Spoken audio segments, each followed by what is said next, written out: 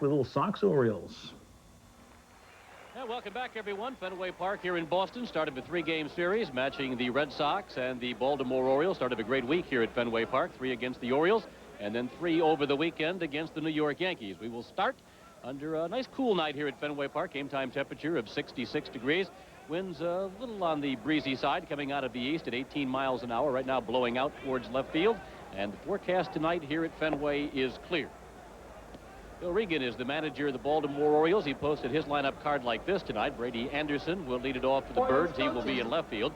Brett Barbary, their new second baseman, bats number 2. Rafael Palmeiro bats third. He will play first base. Cal Ripken, thought he might be in the starting lineup tonight. He'll be playing at short. Sherman Obando will be doing the DHing chores for the Birds tonight. Chris Hoyles behind the plate will handle the catching. Jeff Manto will be their third baseman. Jeffrey Hammonds will be out in right field, and then Damon Buford will bat him a number 9 hole. He will play in center. The umpires tonight, Vic Voltaggio, minus the jacket here on a cool night at Fenway, calling the balls and strikes for us behind the plate. Dale Scott works first base. Jimmy Joyce at second, and Jim McKean will be the umpire at third. The Red Sox are currently 9th in the league in defense. They've made 9 errors in the 11 games they've played so far, and tonight they'll have Tim Nehring at third base, John Valentin the shortstop, Louis Alisayer at second, and Mo Vaughn at first. Left to right will be Mike Greenwell, Lee Tinsley, and Troy O'Leary. Mike McFarland gets to start behind the plate, and on the mound will be left-hander Rheal Cormier. This will be start number 3 for Cormier. He's pitched very well. Record of 1 win, no losses, 4.35 ERA. Excellent control. Only 1 walk allowed in 10 1/3 innings to go along with 10 hits and 7 strikeouts on the season. Of course, his last outing was against the New York Yankees. That was that 13-inning ball game. The Red Sox eventually lost. Cormier 5 1/3 in that game, 8 hits and 3 runs, made 90 pitches, and he left that game when the score was tied at 3-3. That was in the 6th inning. First start of the year was against the White Sox here at Fenway back on April the 28th. He beat them 10-4, so he's enjoyed some run support, as have most of the Red Sox pitchers here in the early going of the season. Brady Anderson, Brett Barbary, and Rafael Palmeiro now coming up for the Orioles here. Top half of the first inning. Nice numbers there for Anderson. 383 on the year, a couple of homers, and 4 runs batted in. Good on-base percentage. Always seems to play particularly well against the Red Sox. Baltimore coming into town, winners of 5, losers of 6 so far this year, but they have won 3 of their last 4 ball games. Red Sox start the night tied with the Yankees for first place in the American League East, 7 wins and 4 losses. Rheal Cormier is all set to go. Mike McFarland crouched back behind the plate. The umpire, Vic Voltaggio, and we're set to get this one underway.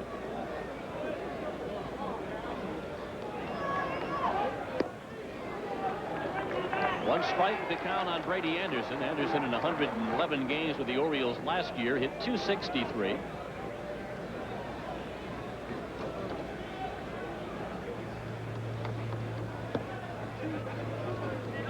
Eight times in Anderson's career, he has led off the ball game with a home run, including twice last year. Last April the 14th at Tiger Stadium against Detroit, and last June the 20th against Milwaukee at Camden Yards. Foul back, a ball and 2 strikes. Now the count on Anderson. Well, as we've seen in the first couple of starts from Cormier, to be effective, he has to keep the ball down. Pretty much a story with all pitchers, but he will keep his infielders busy. Kind of a mini battle going on between him and Vaughn Eshelman, a couple of left-handers who will be battling for a start in the starting rotation when the club gets back to full strength. The question is, do you think they'll ever be able to score on Eshelman, Jerry? He's had 2 outstanding performances in the early going. And some great support, too. 8-0, that game we did in New York. 12-1 over the weekend against the Tigers. Anderson grounds this one to second. Luis Alisayer over to Mo Vaughn. Rheal Cormier likes to see the ball game start with a ground ball out. Well, infielders just love to play behind a guy like him and a guy like Eshelman, actually, too, because he'll throw a lot of ground ball outs and just keeps everybody on their toes. They work quickly. Kind of a pleasure to play behind. Brett Barbary, the Orioles' second baseman, the batter.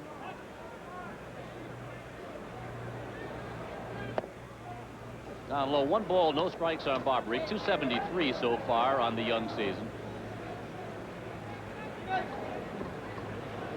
Played so far in 8 of the Orioles' 11 ball games. John Valentin's turn at short.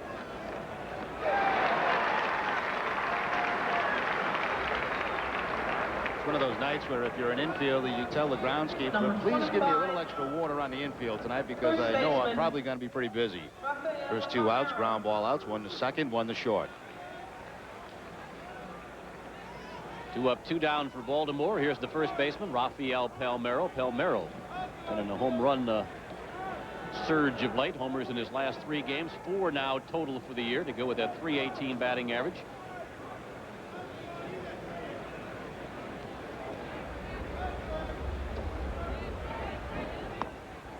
One ball, no strikes, the count on Palmeiro. Checks in at .318, as we mentioned on the year, with the 4 home runs, 1 off the American League lead. Salmon and Ramirez leading the American League with 5. Valentin, Vaughn, Palmeiro among a group tied for second place with 4 round trippers, or actually I guess it would be third place. Well, according to the Baltimore notes, the last 3 guys he's hit home runs against, they've all started with C. Cox, Castillo, and Cone. I mentioned 3 straight games, so watch out Cormier. That's what the notes say. Well, we've been going through the notes. We've got a couple of interesting things to pass your way tonight.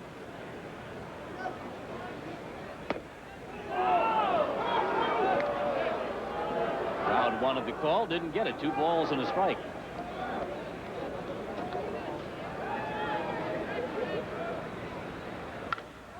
This one to center field. Lee Tinsley drifting over. He will make the catch, and the Orioles will go in order. 3 up and 3 down. No runs, no hits, no errors, none left. Baltimore scoreless. The Red Sox are coming up.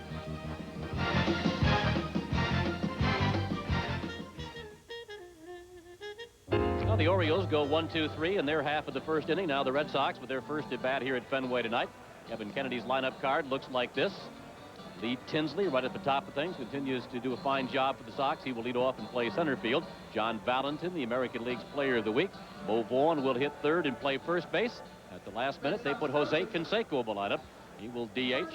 Mike Greenwell will bat 5 and play left field. Timmy Nehring will play third base. Mike McFarland bats 7th. He will do the catching. Roy O'Leary will patrol right field, and Luis Alicea bats number 9 and plays second base. Baltimore Orioles are now 5th in the league in defense. They've made 6 errors in the 11 games they've played so far. Tonight they'll have Jeff Manto at third base, Cal Ripken, of course, at shortstop, Brett Barbary at second, and Rheal Palmeiro, the first baseman. Left to right will be Brady Anderson, Damon Buford, and Jeffrey Hammonds. Chris Hoyles gets to start behind the plate. And on the mound, big right-hander, Big Ben McDonald, and he has really pitched some outstanding baseball so far this season. Does not have a win yet nor a loss, but an ERA of 1.50. 7 hits allowed in 12 innings.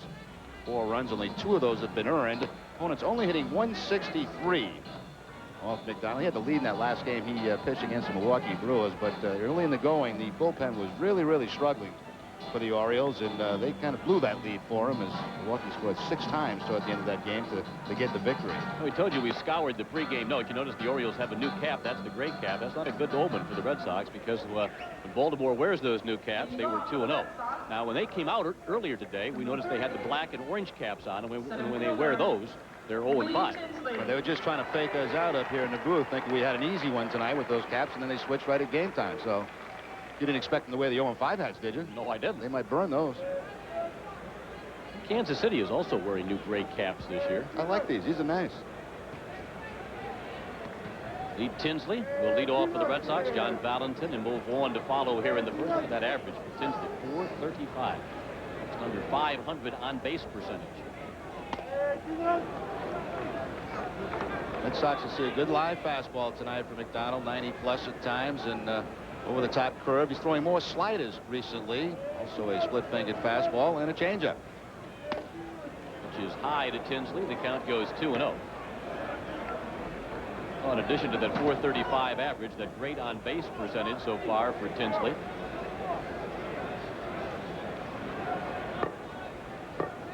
On 5 walks.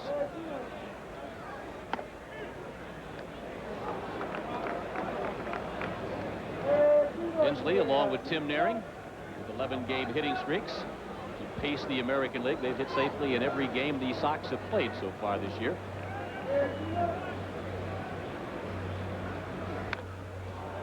That'll even the count. 2 balls and 2 strikes on Lee Tinsley. 20 hits for Tinsley so far this season. That's only 1 behind the league leader, Eddie Murray, who has 21 hits. Also, Carlos Vallega with the 20 hits. John Valentin right behind them with 19. And a great start for Lee. Had a couple of hits in his last outing against the Tigers Sunday in Detroit.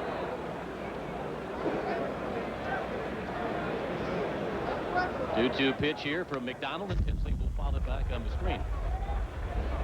I think as hard as Donald throws that they would be playing Tinsley to the opposite field, but actually Damon Buford in center field is shading him slightly to pull. Pretty much straight up in the infield.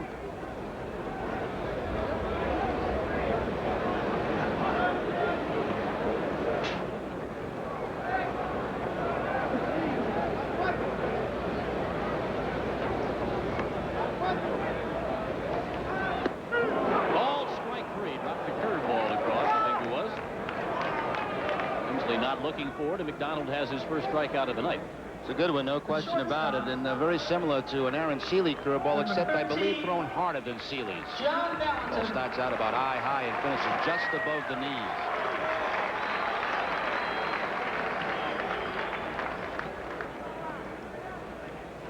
American League Player of the Week, John Valentin.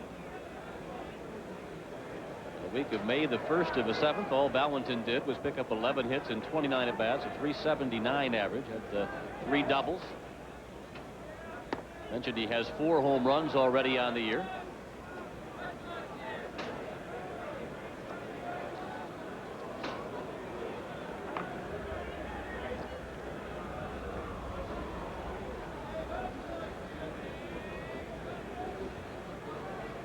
One strike pitch here from Ben McDonald is up and in. 1 ball to 1 strike. Valentin, American League Player of the Week, .422 average this year. Tom Larson projected his totals this year out to a full season. Obviously, the average would stay the same at .422, but Valentin would wind up the year with 59 homers and 206 runs batted in. He's been on that kind of a pace. That's how hard he's been hitting the ball early in the year.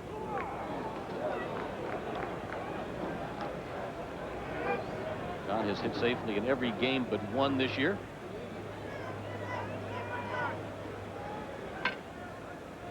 Coming off a fine year last year where he had 37 extra base hits. Actually 2 more extra base hits last year than did his counterpart with Baltimore, Cal Ripken.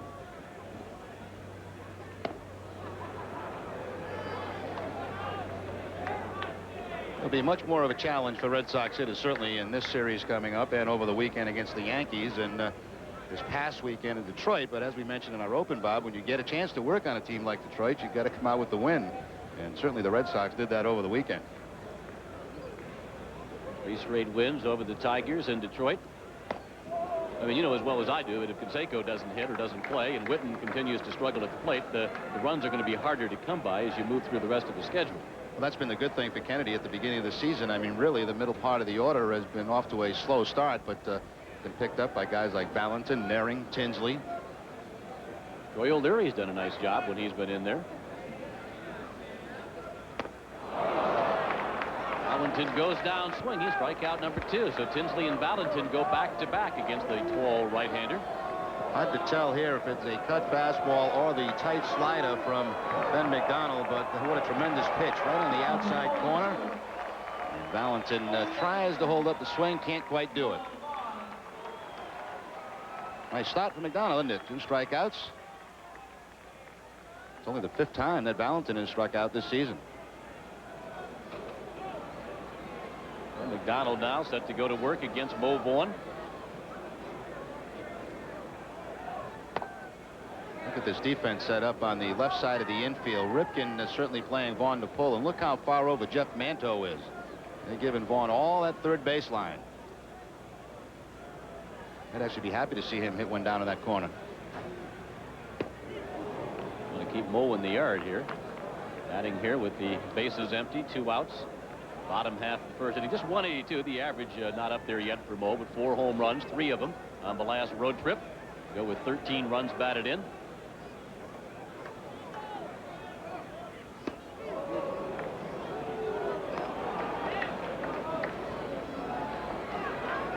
One and 2 the count on Mo.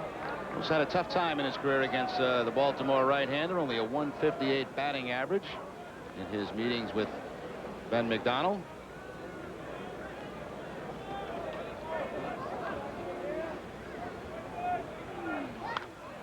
Vaughn will foul this one back, and that'll keep the count at a ball and 2 strikes. Kind of a slow, deliberate wind-up, and then that fastball really explodes on the hitter. Trying to get you to chase fastballs up and out of the zone. Vaughn just barely getting a piece of that one to foul it off.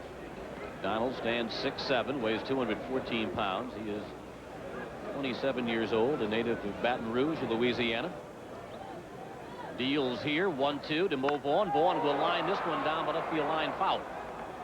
Making a bid for that corner in left field.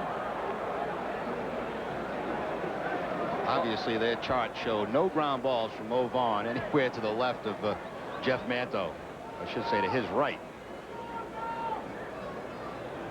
Well, Regan, his first year as a major league manager after 22 years as a coach, managing in the winter ball.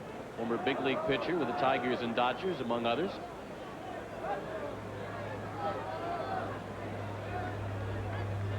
Vaughn will ground this one foul. Vaughn had a home run in the ball game against the Pawtucket Red Sox last night. Actually hit 2 of them on 1 at bat.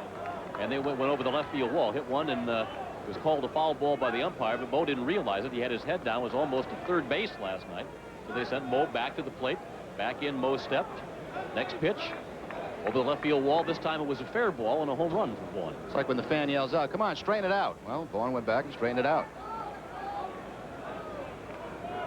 Big round of applause from the crowd. It better been 6,500 last night. And McCoy sends this one to right field. Jeffrey Hammond's back on the warning track. It's well hit. It's going. It's gone. A home run for Mo Vaughn.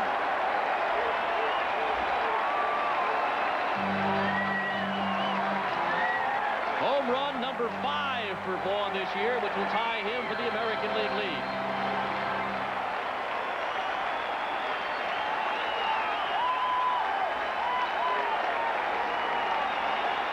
Vaughn took advantage of something off speed and upstairs. I believe it might have been the slider from McDonald. Watch the location of this. Just about let a high, and that's not where you want to put the breaking ball. He just puts a sail into this one well up over the bullpen, and that'll put him into a tie with Tim Salmon and Ramirez of Cleveland for the home run leaders in the American League. Hammonds went back, ran out of room, and Vaughn has home run number 5. Here's Jose Canseco. 1 ball, no strikes on Canseco. The original Red Sox lineup, although we were holding right up until game time, they had Reggie Jefferson in as the number 4 man in case Canseco couldn't answer the bell. That behind Vaughn, who was given the Red Sox an early 1-0 lead. Rizzo took BP, pronounced himself ready to go, and he's in the starting lineup. 1-1. But almost all or nothing for Mo Vaughn recently. 5 of his last 7 hits, home runs. I guess if you're slumping with the batting average, nice to put the ball deep somewhere and drive in some runs. That's certainly what Vaughn has been doing. They worked Canseco away. 2 balls and a strike to count on Canseco. Jose at .333 for the year. 7 hits and 21 times at bat. The 1 homer and 6 runs batted in.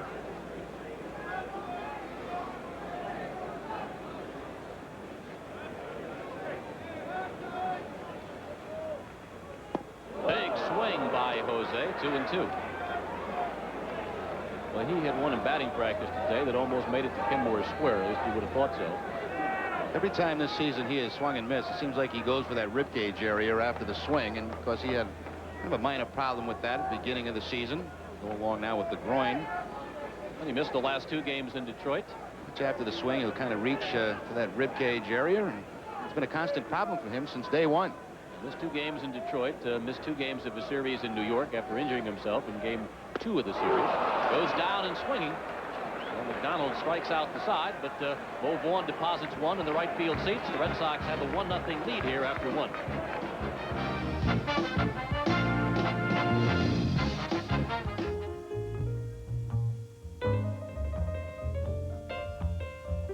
There's a storm coming. We're watching the lobe very carefully. Time to be doozy. Snow, snow, snow. It's gonna be a nor'easter. It's getting me out slippery. 128 is a parking lot.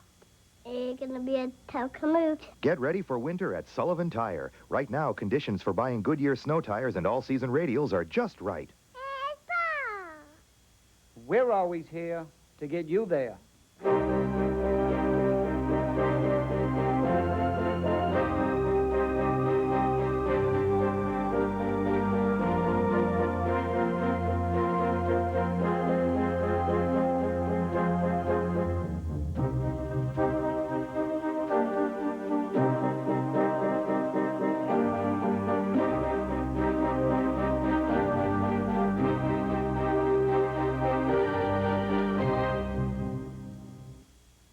Something's always brewing at the Boston Bruins Pro Shop. Shop with a Pro Shop or order your own exclusive catalog by calling toll-free 877-5-BRUINS. Get in the game with great Bruins gear from the Boston Bruins Pro Shop, located in the Fleet Center and open 7 days a week and every game night. Stop by or send for your shop-at-home catalog today by calling 877-5-BRUINS or email theproshop@fleetcenter.com. Something's always brewing at the Boston Bruins Pro Shop. If you want to get in the game, you got to crash the net. Meet the players, scout the teams, crunch the stats on BostonBruins.com. Log on for exclusive Bruins news, player updates, and live chats. Crash the net for unique in-game interactive features, ticket and merchandise offers, the Cy Bear Club, and more. You want to get in the game? Crash the net. Crash the net. Crash the net. If you want to stay in the game, log on to BostonBruins.com and crash the net. And now it's time once again for the Fanatic Flashback, featuring news stories of the day ripped from the headlines on May 9th, 1995, and freshly repackaged for your amusement. President Clinton travels to Russia for a summit with Boris Yeltsin, although it's expected that Yeltsin will disagree with Clinton on almost every issue. Lemon or lime, straight up or on the rocks, shaken or stirred. Discussion on electronic toll collection begins in Massachusetts. Experts target 1996 as the first year of its operation, and in true Bay State fashion, the ironically named fast lanes show up right on schedule 3 years late. 2 weeks after the Supreme Court ruled physician-assisted suicides were illegal in Michigan, Dr. Jack Kevorkian is linked to his 22nd assisted suicide. And after hundreds of local protesters accused him of playing God, God himself called a press conference high atop a mountain, burned a bush, turned water into wine, and said, "This guy's playing me? I envision someone more likable, like Tom Hanks." And as we take a look at the top 5 songs for this week in 1995, I challenge you to hum a few bars from any of these ditties.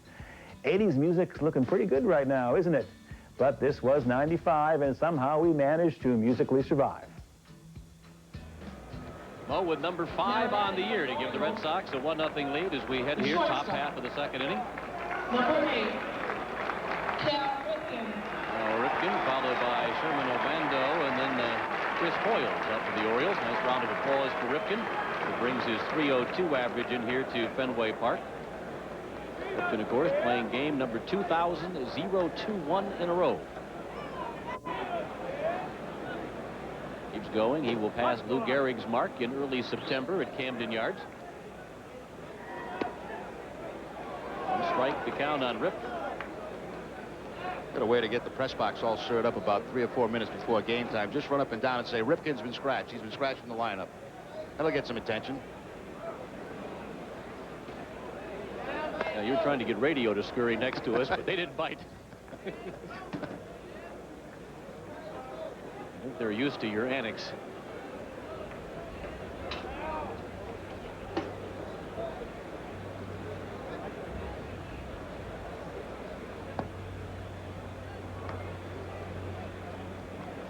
Two and one the count on Ripken. Ripken put together a fine year last year. Mentioned his 35 extra base hits. He had 13 homers, 75 RBIs in the strike-shortened season, and hit .315 for the Birds. Fouls this one at the plate. 12-time All-Star. 2 times he has won the Gold Glove Award. 18 career home runs against the Red Sox. That's actually the fewest he has against any American League opponent.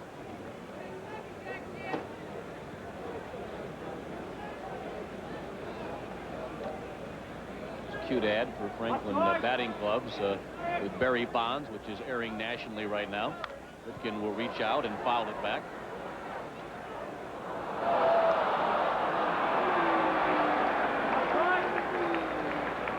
Interesting numbers for Ripken. There's one of them, of course. This is the consecutive game number 2-0. That's a 0 in the form of an Oriole O. 2-1.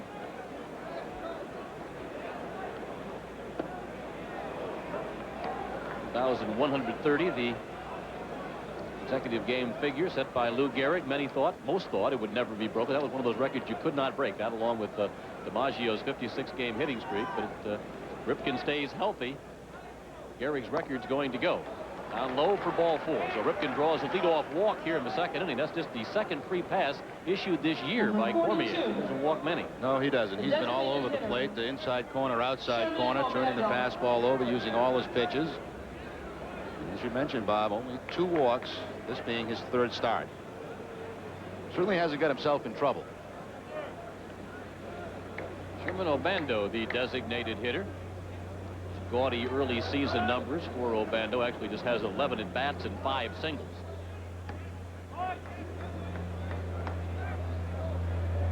Big numbers last year at AAA. Rochester, 330, 20 home runs.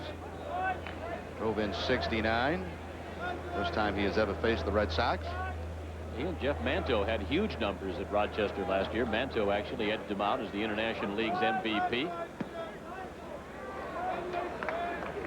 Ball and a strike, the count on Urbando.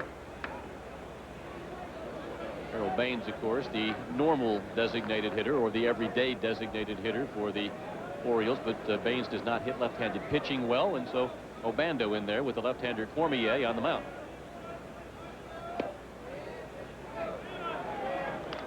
Two and one. Cormier trying to spot that fastball down and away from the right-handed hitter, try to get him to pull the ball, hit the ground ball to shortstop, and hopefully the result for the Red Sox would be the double play.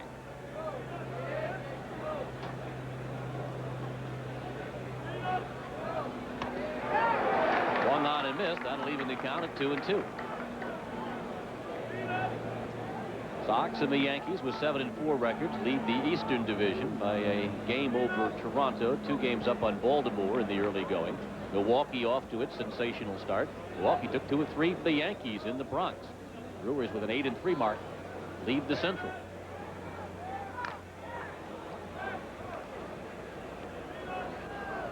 Cleveland just a game behind the Brewers, and then in the West, Seattle off to a fine start.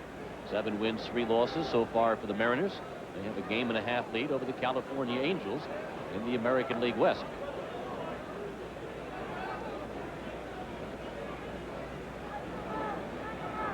Now Ripken at first base with a leadoff walk for Baltimore here in the second inning. Obando will hit it softly to short. Valentin barehands it, throws to Vaughn. In time to get Obando as Ripken advances to second. Nice play by Valentin.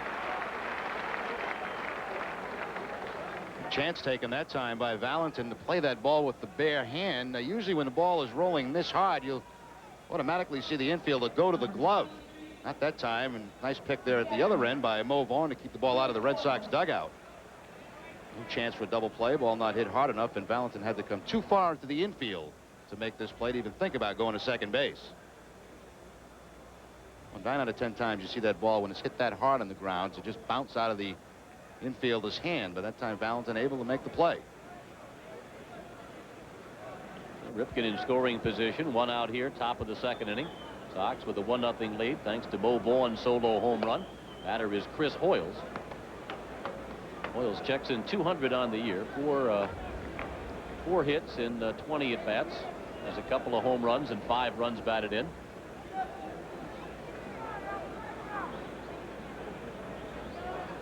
Hoyles has walked 9 times this year, which why he has a 450 on base percentage. Going to drive this one right out of Fenway Park.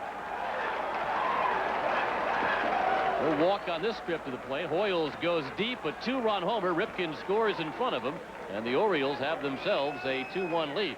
Home run number 3 on the year for Hoyles.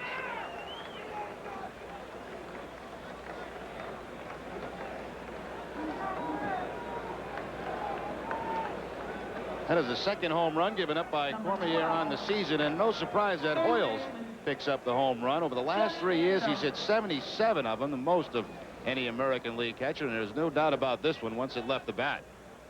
It's like he caught a fastball right over the heart of the plate and quickly deposited up over that left field wall. Well, the Orioles have the lead now as Jeff Manto, the third baseman, steps in. Leo Gomez in an 0 for 18 slump. A pair of home runs. Mo Vaughn for the Red Sox in the bottom of the first. Chris Hoyle's a 2-run bomb for Baltimore here in the second, as Manto will go to the right field roof boxes. Quickly the count, 2 strikes.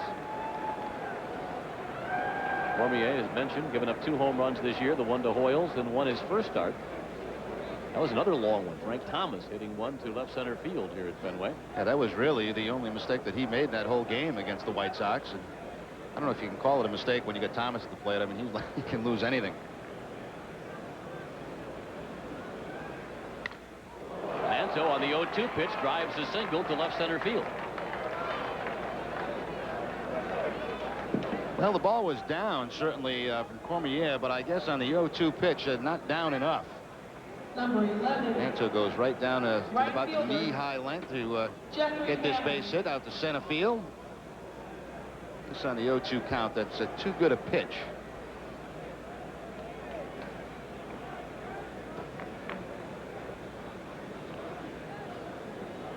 Manto held at first base by Mo Vaughn. Jeffrey Hammonds, fine young right fielder for Baltimore, 24-year-old, steps in. Fouled back. Hammonds with knee surgery during the offseason, making the comeback.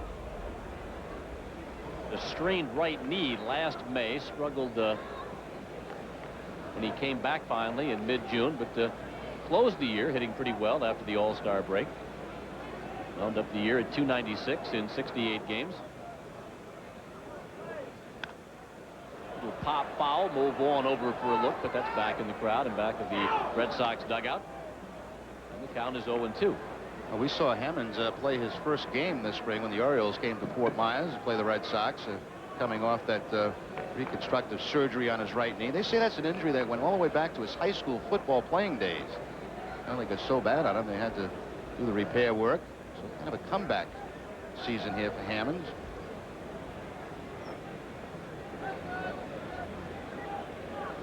First down to the major league scene a couple of years ago after only about 60 minor league games. That one is up and in. A duck out of the way of that one. Well, after the 0-2 base hit by Manto, I almost bet that 0-2 pitch was not going to be anywhere near the plate. Up and in on Hammonds. Hammonds actually almost ducked into that fastball.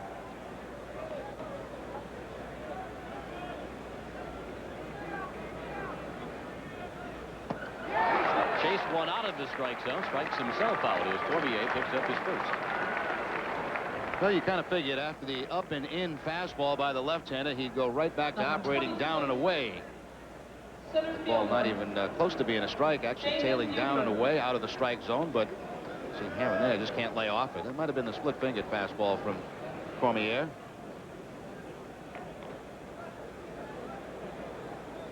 Naaman Buford, the center fielder, will be the batter. Andy Van Slyke getting the night off.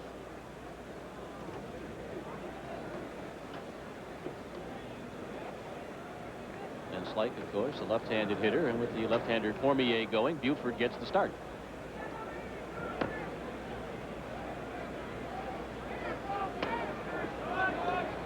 One ball, no strikes, the count on Buford.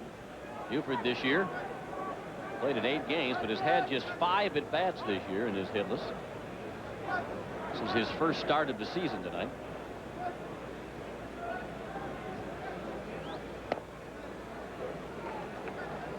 Not very big, but he certainly has some power. 16 home runs last year at Rochester. Very good speed, 31 stolen bases. An excellent defensive outfielder.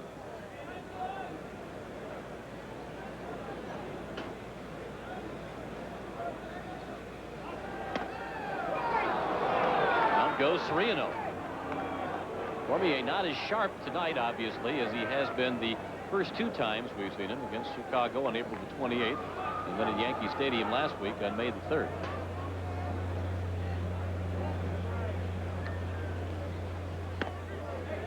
It's going to be interesting to see what develops with the Red Sox starting rotation as we get Zane Smith back in it and Roger Clemens eventually. Kennedy actually operating with 1 left-hander out of the bullpen and Lilliquist. Somebody's going to be moving down there. Ross's, of course, will be cut at the beginning of next week to 25. Big jump foul at the plate that time by Buford, which will force Manto back to first. 3-2. Yeah, the rosters have to be down to 25 by May 15th, which is next Monday. It's 3 moves, but actually 4 moves, because Zane Smith will be activated, they say, by this weekend to pitch against the Yankees. Meetings going on this afternoon. Red Sox manager, coaches, front office personnel may be talking about what some of those moves might be. One of the reporters was asking Kennedy if he knew what he was going to do, and Kevin said, yeah, I know right now, but obviously I don't want to say anything. I don't want people trying to figure out who's going, who's staying. Fouled back again by Buford. Plus the fact, he said, you know, you could have injuries in the next week or so, which would change everything. How many times have we seen where a player is supposed to be sent down to the minor leagues in a couple of days, all of a sudden there's an injury to one of the players and eventually never goes back down? And Kennedy's had to deal with some injuries in the early going.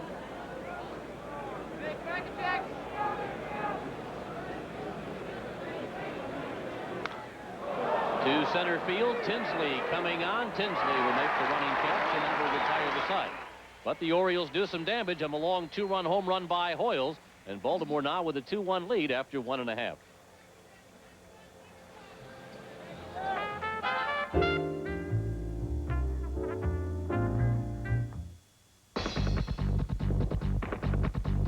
Stay on top of your game and every game with Nesson Sports Desk. Get all the news and scores you need to keep up with the hometown teams and a complete look at the world of sports every morning with Nesson Sports Desk. Stay sharp all day long with Nesson as ESPN News tracks breaking sports stories. ESPN News keeps you in the game and up to date. Nesson Sports Desk and ESPN News on Nesson, and we got news for you.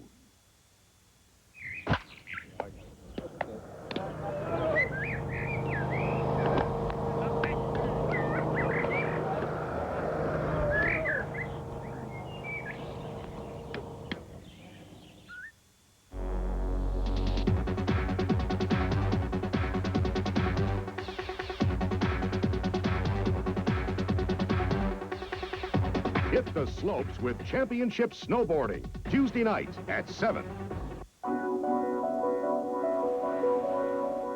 Can you imagine a world where you can take your shade with you? We can. An automatic rear sunshade. Just one of the many innovations you'll find within the sanctuary of the Infiniti i30. It's all the best thinking. Sergei Samsonov. Constant motion. Sleight of hand. Speed of light. Don't blink, because you just might miss him. Backhander scores! Sergei Samsonov, a fabulous move! Samsonov in! Samsonov scores! The Bruins go down to Dallas and face the Stars Friday night at 8 on Nesson. I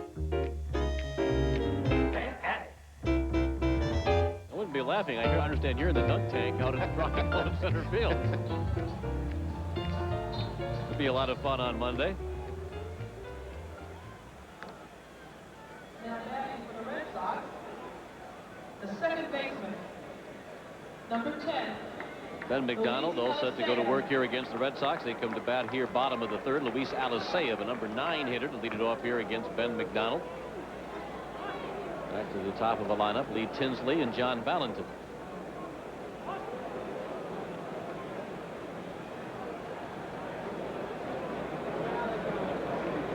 Alicea continues his struggles at the plate.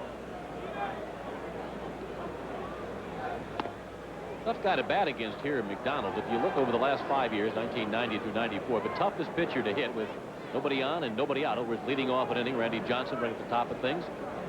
Bruce Hurst and Ben McDonald. Doesn't work here, though, does it?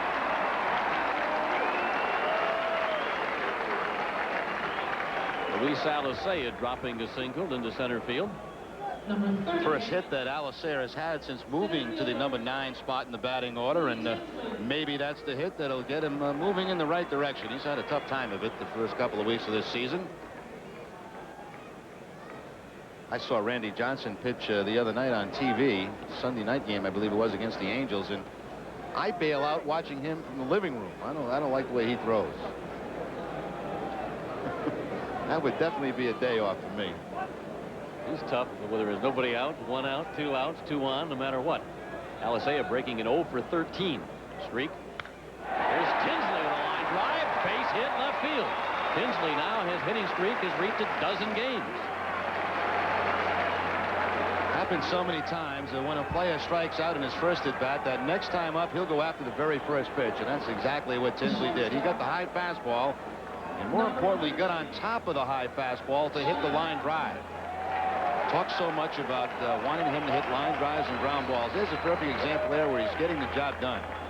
That ball there usually is one that hitter will get underneath, pop up. Not that time. Tinsley gets hands above the ball and hits the line drive. Well, the Sox may have something going here. Bottom of the third. They have 2 on, nobody out, and John Valentin leads the American League in slugging percentage coming to the plate. So you wouldn't expect a sacrifice, would you, this early in the ball game, the way this guy has been going?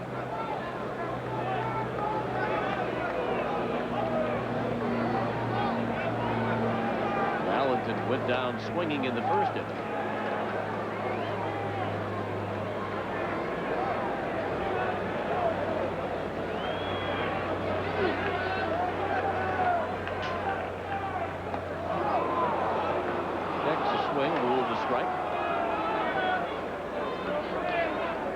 He was all geared up for fastball first pitch, didn't get it.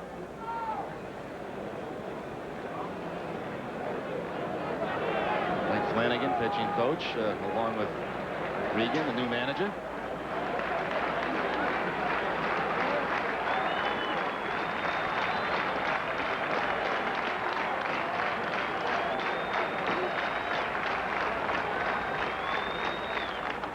Valentin slid the hands up the bat.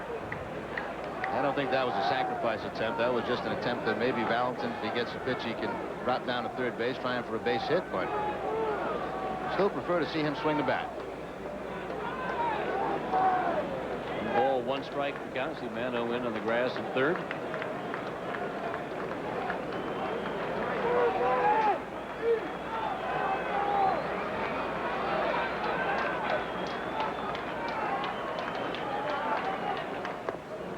Ball away, 2-1 on Valentin. Valentin went down swinging back in the first inning, 0 for 1 so far tonight. And McDonald's 2 starts against the Twins on opening day at the Metrodome. There was no decision in a 7-4 Minnesota win, winning 5 innings in that ball game. Alicea at second, Tinsley at first, nobody out. A Red Sox bat here in the third.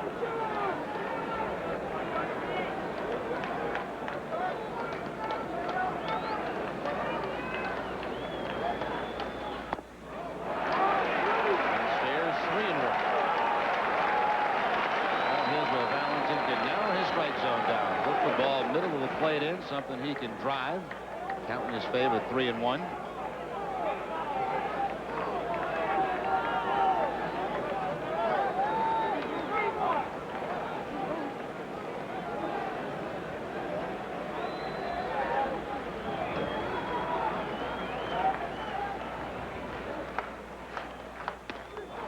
In for a called strike. McDonald expecting that, obviously, going to the outside corner for the strike.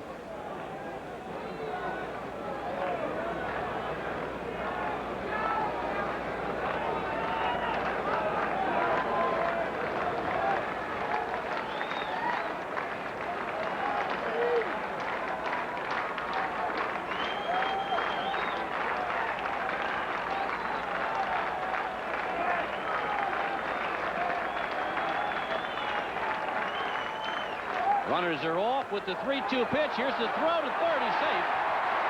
Ball 4 anyway. Kevin Kennedy sending Alicea and Tinsley. There's a gamble taken there by Kevin Kennedy. Fortunately, it was ball 4, but McDonald has some strikeouts early in this game. There has not been a lot of contact against him, and plus you start to work with the 3 and 4 hitters in the Red Sox lineup. If the Red Sox catch the break, it's outside for ball 4. Everybody's safe.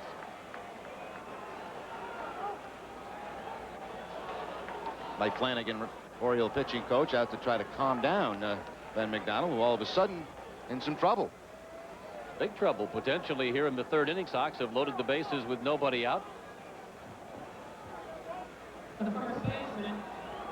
Alisei at 3rd base, Lee Tinsley down at 2nd, and John Valentin over at 1st, and Mo Vaughn coming to the dish.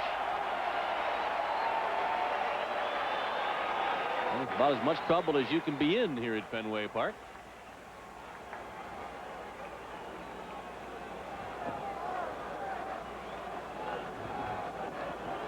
Vaughn has not exactly pounded Ben McDonald in his career. But he pounded him back in the 1st inning for a solo home run into the bleachers in right center field, or in right field. 1 ball to no strikes to count on Vaughn. The home run for Vaughn in the 1st inning was his 5th of the year, which tied him for the American League lead.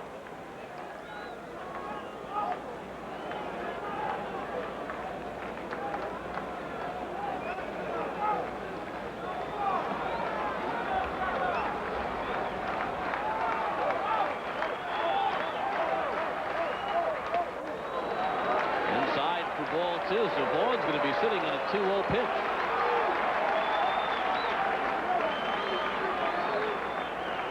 All of a sudden, where that control was pinpoint the first couple of innings, not quite as sharp here in the 3rd, although Regan thinks maybe that should have been a strike.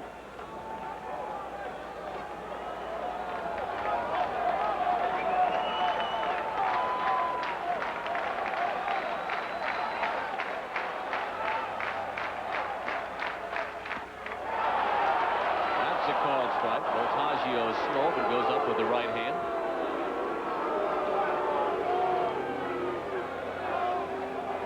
Activity out in the bullpen for the Orioles. Mike O'Quist starting to loosen up.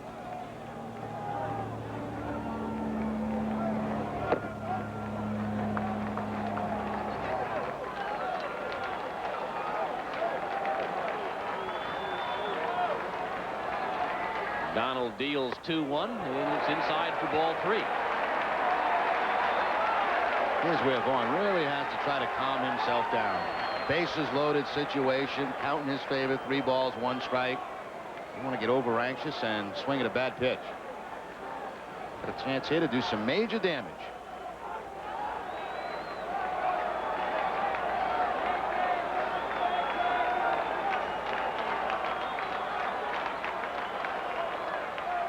Vaughn will ground it foul. Over into the Boston dugout, runs the count full. Had a pitch he could wiggle on there, but just out in front of it.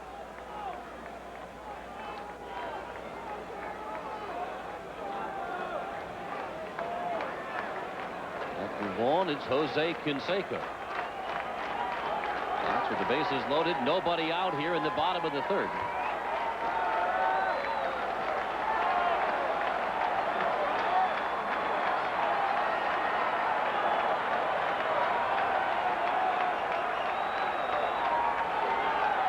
Two to Mo. Up and in, ball 4. So McDonald is forced in a run. Vaughn will pick up an RBI. Alisei will come in to score. That'll tie the ball game 2-2.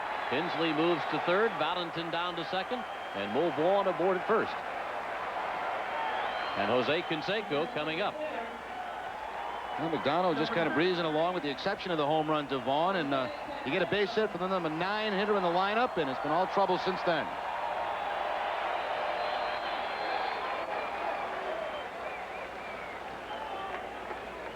Here's Canseco returning to the lineup tonight after missing the 2 games in Detroit. Went down swinging in the 1st inning. You can see last year led the American League and tied for the Major League lead with 20. Double play balls. Canseco also had 31 home runs last year and 90 runs batted in. Hit by the pitch as McDonald comes right in, and Canseco is hit and hurt. Got him right on the elbow. That'll force in a run. Jim Rowe and Kevin Kennedy coming out of the dugout. Tinsley in to score.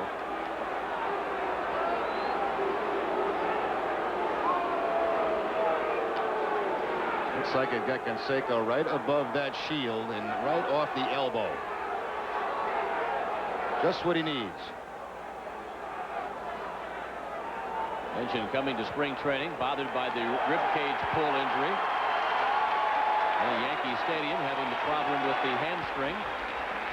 And now hit by a pitch, and he has some words for Ben McDonald. Yeah, not real happy about it. As soon as the pain started to go away, he started to have a few words out to the mound. Taggio, the home plate umpire, walking out right along Canseco.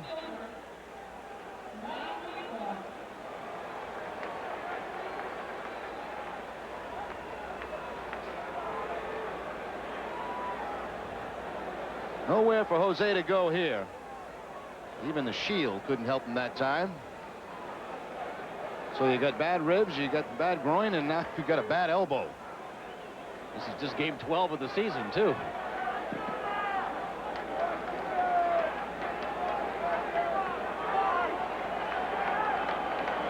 The Sox have vaulted into the lead 3-2 with a bases loaded walk. Canseco hit with the bases loaded. Bases are still loaded, still nobody out, and here's Mike Greenwell. And the Gator line drive to first base. Palmeiro gets one. Could have had two if he would have gone over and doubled off Canseco, I think. Looked down at second, but getting back down there was Bo Vaughn. Meanwhile, Canseco scrambles back at first base.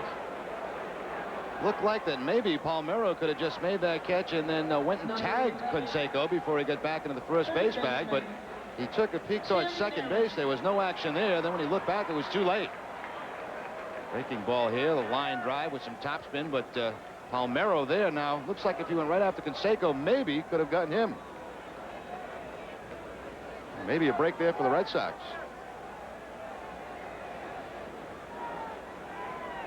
Well headed hard, but right at Palmeiro. Bases loaded, one out now.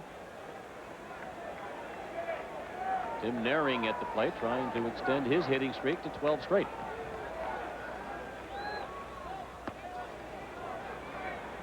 One ball, no strikes on Naring. Naring drew a one-out walk back in the second inning. And a great start for Naring.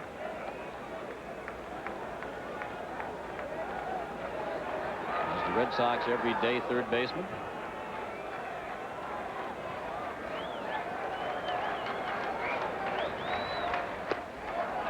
Wide with that one, it's 2-0.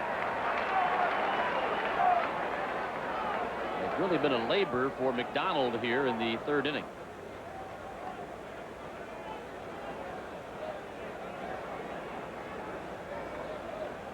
Valentin at third, Vaughn at second, Canseco at first. 2 runs in for the Red Sox here in the third.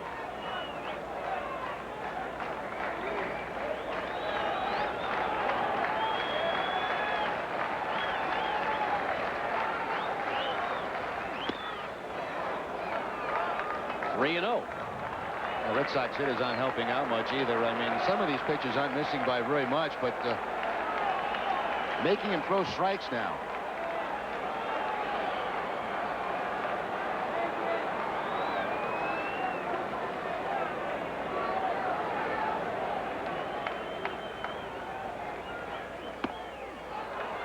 It's the automatic in. 3-1 the count on Naring. Sure, right now anything is automatic with the struggles that he's had in this inning.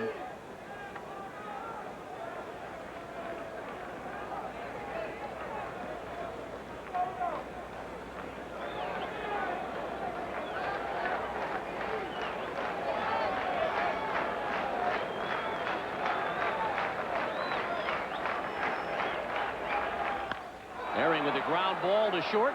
Ripken goes to second for one, back to first for an inning-ending double play. So the Orioles get exactly what they need. Sox do get 2 runs, however, and have a 3-2 lead after 3 innings.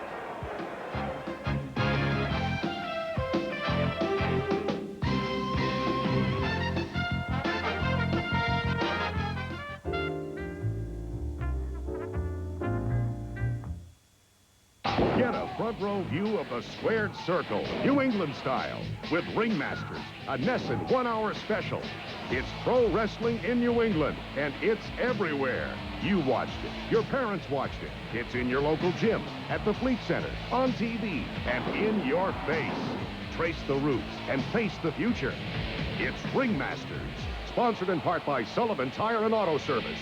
Tuesday night at 8 on Nesson.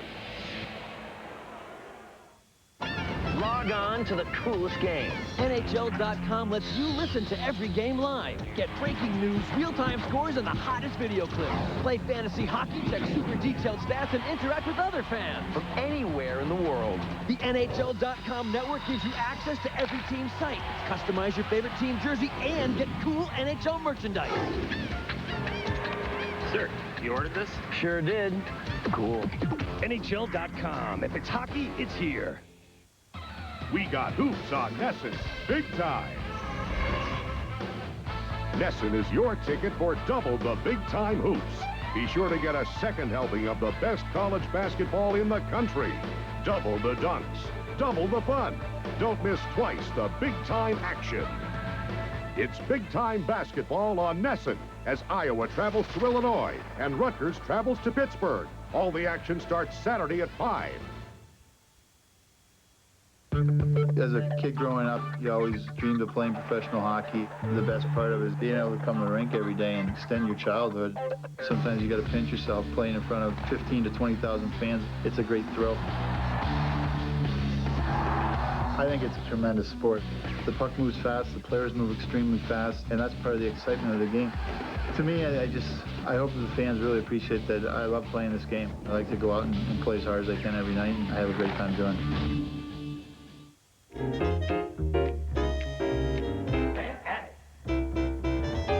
Well, tonight we move to the top of the 6th inning. It is a 3-2 lead for the Red Sox. Sox will have a brand new battery. Rich Rowland, who came on as was in the on-deck circle when the inning ended. He was going to bat for McFarland. Will replace McFarland behind the plate. Check and see what's wrong with him. And then Jeff Pierce, who's been warming up in the bullpen, replaces Rheal Cormier. He's been the busiest of Red Sox relievers, already making his 7th appearance out of the bullpen. A record of 0-1, 1.93 ERA, only 7 hits allowed in 9 1/3 innings, 7 strikeouts, 6 walks. Opponents hitting .226 for Pierce. Last time he worked was on May the 5th. Came in the 5th inning, pitched 2 2/3 innings in that ball game. No hits and no runs, 3 walks and a couple of strikeouts against the Tigers. First baseman. So Cormier leaves the game with a 3-2 lead, so he can only be the winning pitcher. Would be no decision, but obviously wouldn't be able to take the loss. Rafael Palmeiro leads off for Baltimore in the 6th, followed by Cal Ripken and then Sherman Armando.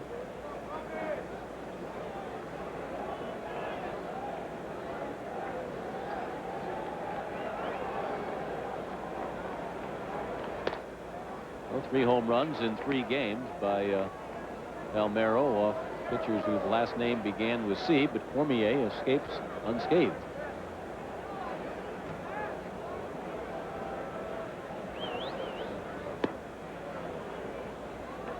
(2-0) the count on Palmeiro. Cormier tonight went the first 5 innings, gave up 2 runs, 5 hits, struck out 4, walked 3 through 86 pitches. Not an easy performance tonight for Cormier. I'm sure he would say he didn't have his best stuff, but certainly that's some big double plays when he needed it. One started by himself back there in the 5th inning. Double up Brady Anderson at first base, and leaves with the lead.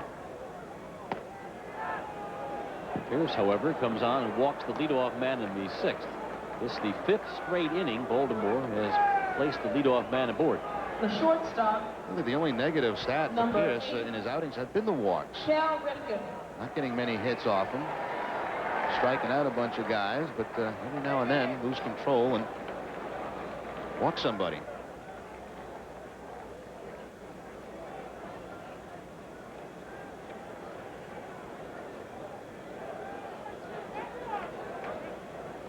Here is Cal Ripken. Third ball away, 1 ball, no strike. Ripken walked in the 2nd, came in on Hoyle's homer, and then led off the 4th inning with a double to center. Here's falling behind, and John Cumberland is going to wear out a path between that Red Sox dugout and the pitching mound coming out. And again, it's all Cumberland talking, and everyone else is listening. Yeah, he started that time about 3 steps from the mound, too. Throw strikes.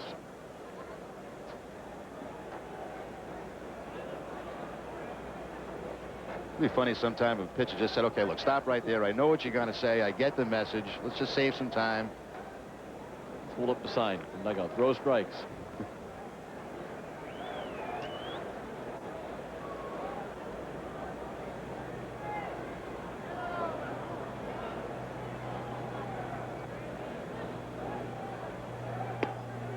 See?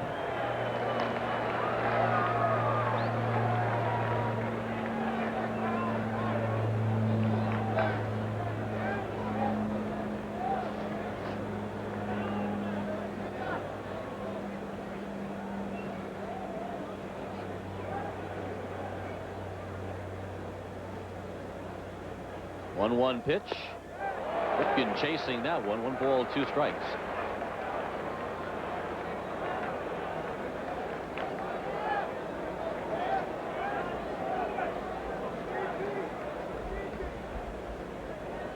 Now Merrow aboard with a leadoff walk here in the 6th inning, held there by Mo Vaughn. Red Sox lead by just a single run. 3-2 here in the top of the 6th. Ripken chasing it again. Pierce picks up his first strikeout. Now, Ripken completely fooled on those last couple of pitches by Pierce. I believe it might have been that split-fingered fastball, almost acting like a slider and a split finger, going away from Ripken and then dipping. Obviously, Cal not picking up the pitches well from Jeff Pierce. Not easy to strike out Ripken either. He has gone down now 10 times this season, but last year, very tough to strike out. Only 41 times. We're going to get a pinch hitter now. We mentioned that Harold Baines does the bulk of the DHing chores. Does not face left-handers, and with the left-hander Cormier out of the ball game, here comes Mr. Baines.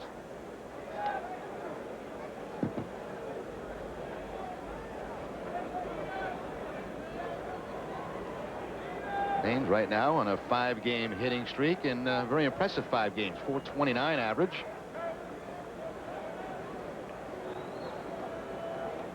4th most RBIs among active players, behind Winfield, Murray, and Dawson.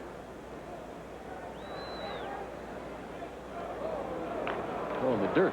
Owen digging it out over there at first base. Number 3, Harold Baines. Baines coming off a .294 season last year. Hit just .176 against lefties, but faced him just 51 times.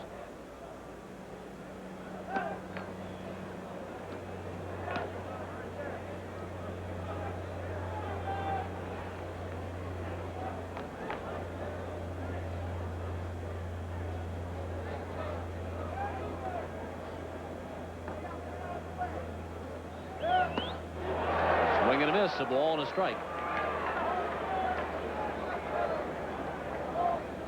Looked like again to be the split-fingered fastball from Pierce. A couple of them to Ripken. The movement right at the end of that pitch. That one goes in on Baines. 2-1.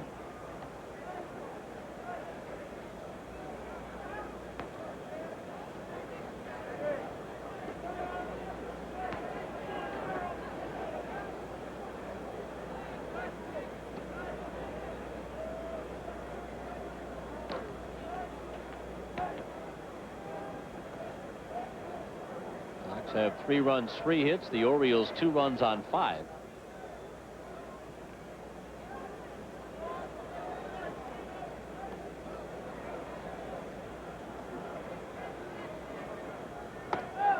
Again inside on Baines as the count goes to 3 balls and a strike.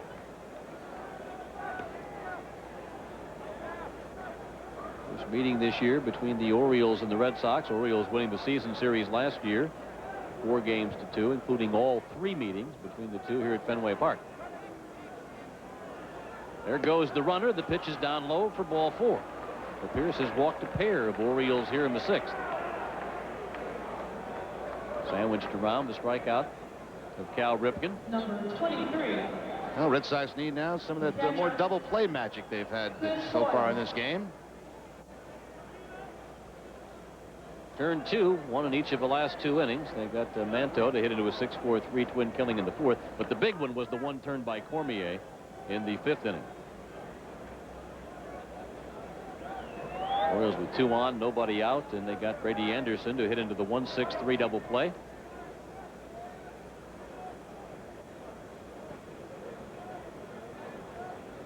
The dangerous man in Chris Hoyles. Hoyles had a 2-run bomb over the left field wall back in the 2nd inning. Walked in the 4th. Red Sox cling to a 1-run lead here in the top of the 6th.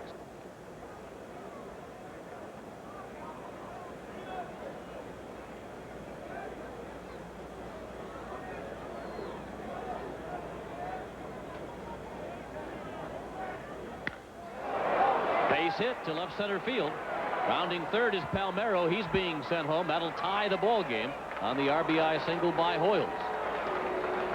Hoyles has a single, a homer, and has knocked in all 3 Baltimore runs. Walks will kill you.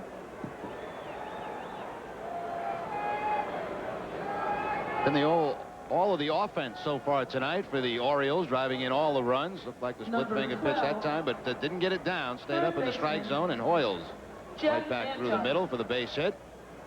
Some activity now in the bullpen for the Red Sox. Looks like Lilliquist and Joel Johnson, left and right-handed action, loosening up. And the leadoff walk to Palmeiro, coming back to haunt the Red Sox. Ball game tied here in the top of the 6th. Orioles have runners at first and second, still only 1 out.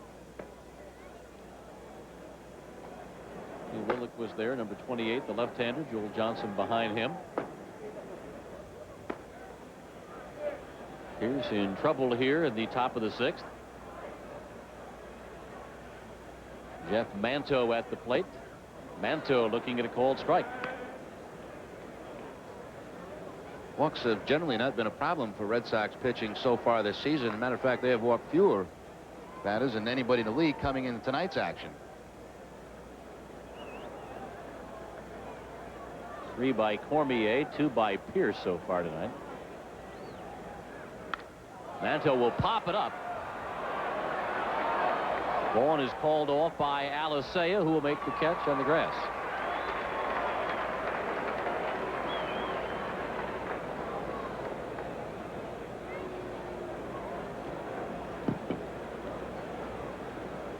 Pierce needs 1 more out here in the 6th inning.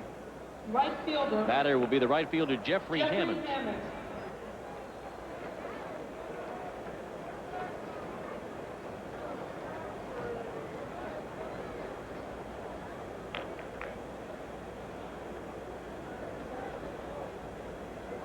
Hammonds has struck out and singled the center in his 2 plate appearances tonight.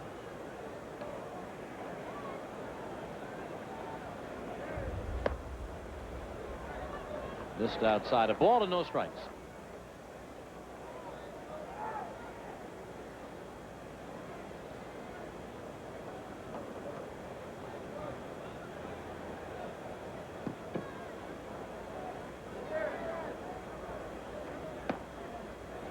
Caught the corner.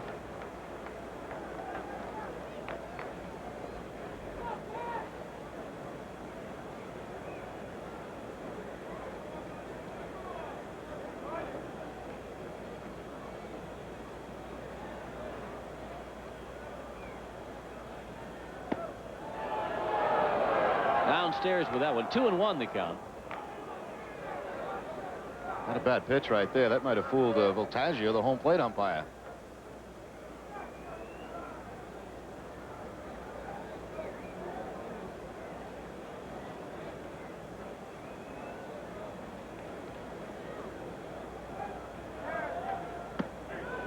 Fastball is in for called strike 2.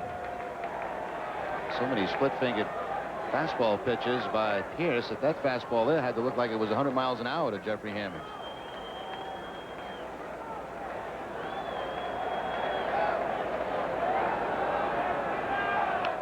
Checks his swing, tried to get. I wasn't at the splitter that he threw there. Fouled off.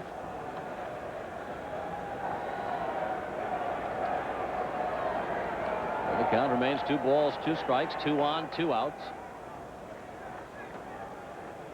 A run in for Baltimore here in the 6th inning of this 3-3 battle at Fenway.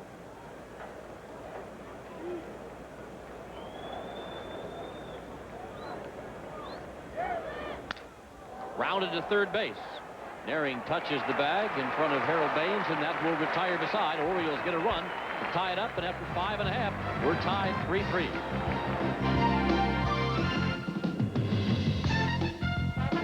You know, I miss Mo, good old Mo, and, you know, so I wrote this lyrical little verse as a tribute to our old hit dog. It's called Beware of Dog.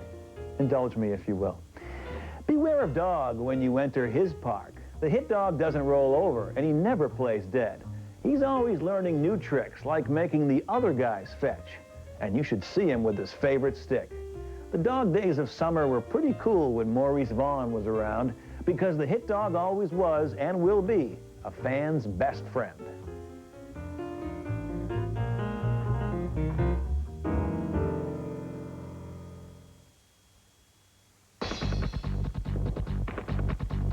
Stay on top of your game and every game with Nesson Sports Desk. Get all the news and scores you need to keep up with the hometown teams and a complete look at the world of sports every morning with Nesson Sports Desk. Stay sharp all day long with Nesson as ESPN News tracks breaking sports stories. ESPN News keeps you in the game and up to date. Nesson Sports Desk and ESPN News on Nesson, and we got news for you.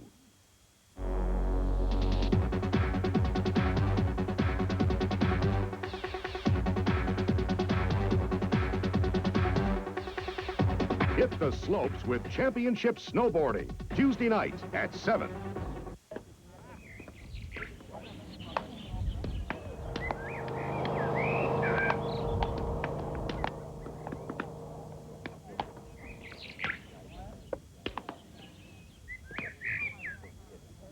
For the first time ever, a series of coins has been released honoring each of the U.S. presidents on a genuine $5 coin. Each coin is meticulously detailed, bearing the president's image, and features the dates of their term. Each coin is delivered encased and comes with certificate of authenticity. You can start your collection with the first 4 presidential $5 coins in the series for only $19.99. Act now on this exclusive TV offer, and we'll include this presidential archive album. You'll also receive this fact-filled book with fascinating information about the men who held our nation's highest honor. But that's not all. Order within the next 15 minutes, and as a special bonus, we'll include this newly minted coin bearing the image of our newly elected president, George W. Bush.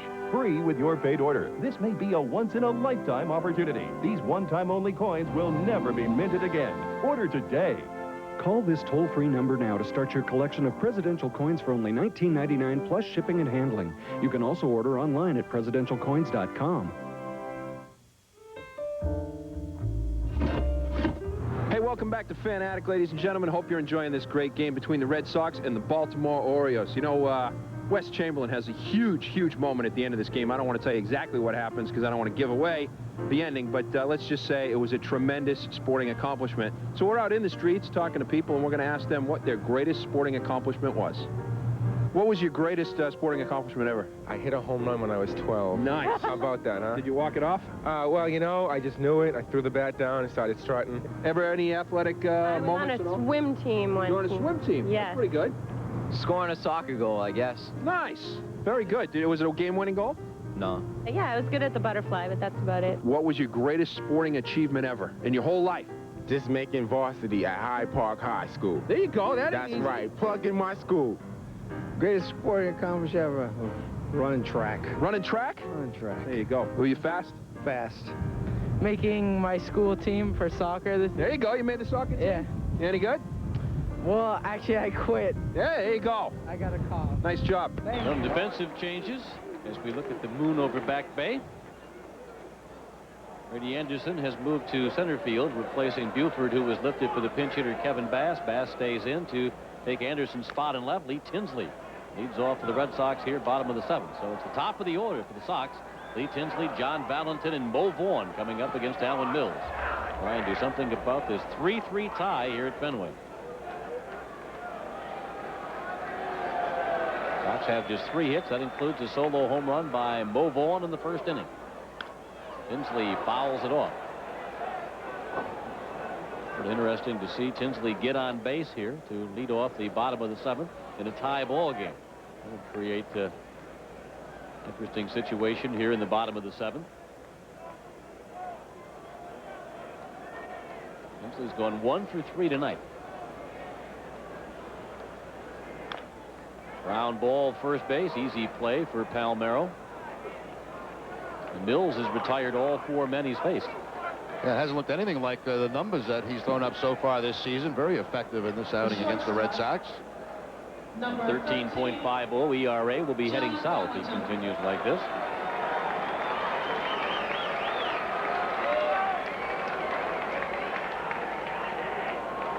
Batter is John Valentin, looking for his first base hit tonight.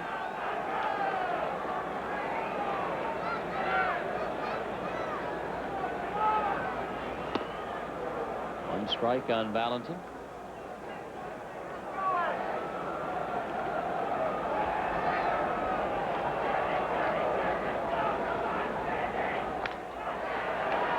Brett Barbary. 2 gone.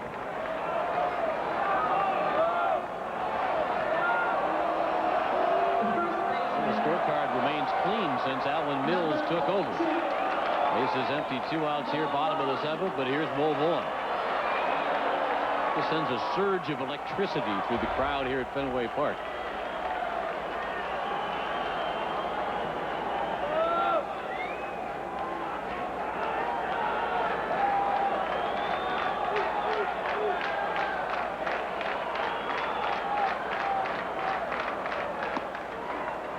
Ball away.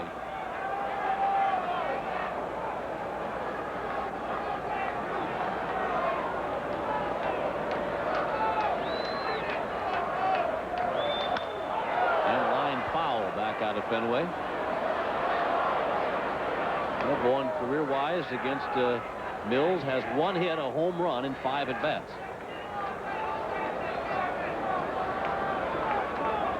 Hey, Ellis, you're just a fountain of information tonight.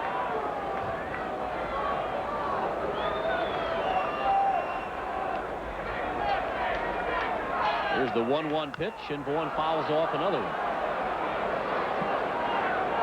Trying to stay away from Mo in this at-bat. Every pitch has been designed to be outside part of the plate. And of course, we know that Vaughn has the kind of power that can pull it up over that green wall. After now with 2 strikes if they try to come back inside on Mo with a high inside fastball.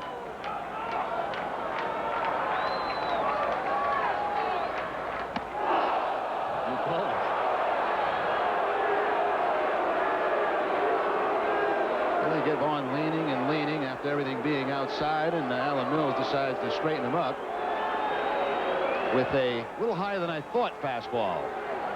Vaughn just getting the elbows out of the way. Red Sox hitters have them moving around at home plate tonight. And Seiko being hit. The bases loaded.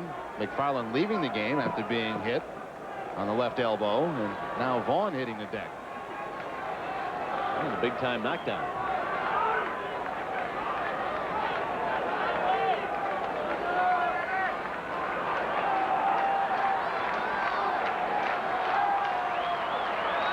Here's the 2-2 now from Alan Mills. He misses away. That's the one right there he wanted to put Vaughn away with after the up and in fastball. Back to the fastball away. Can't quite be so fine now on the 3-2 count.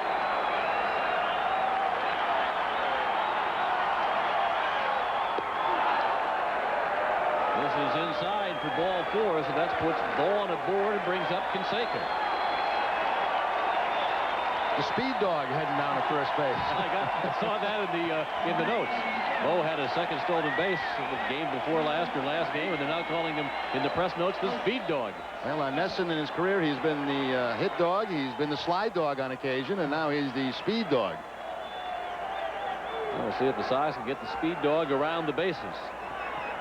Canseco could make it so he can walk around the bases if he can deposit one.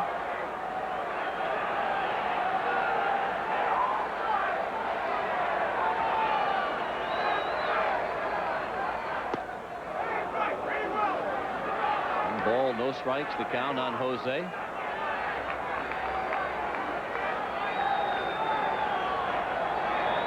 With the 1 home run, 6 runs batted in on the year.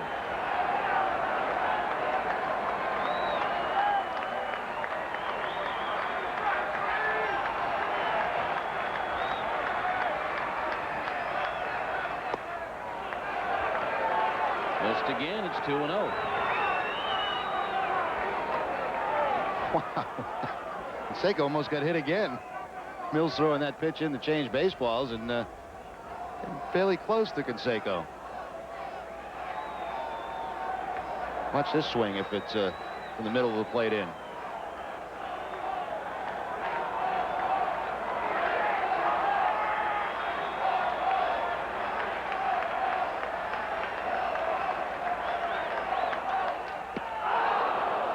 Big swing, nothing but air. Didn't get the pitch he wanted. Good fastball away that time from Canseco. Had the home run swing, but didn't have the pitch.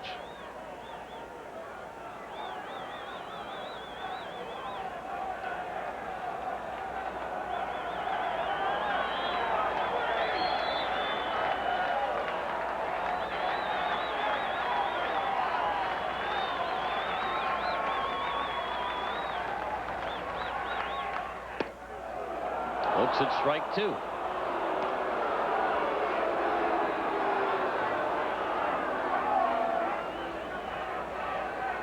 Jesse Orozco was thrown in the bullpen, still is, and he has been joined by Benitez.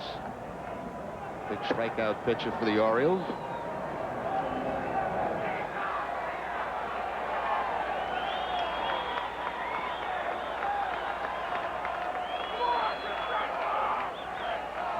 One takes off. Canseco swings and misses, and that will retire beside. Mills picking up his second strikeout. No runs in the inning for the Red Sox. No hits. No errors. 1 left. We head to the 8th. Tied 3-3.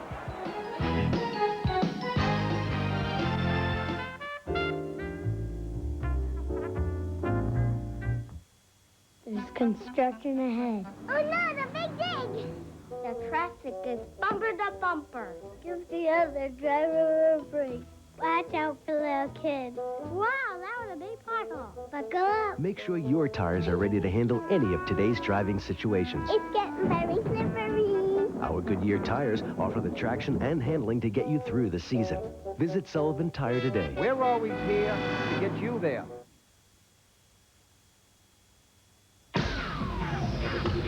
March is a big month on NESN. The Bruins take to the ice for 10 games as they push for the postseason.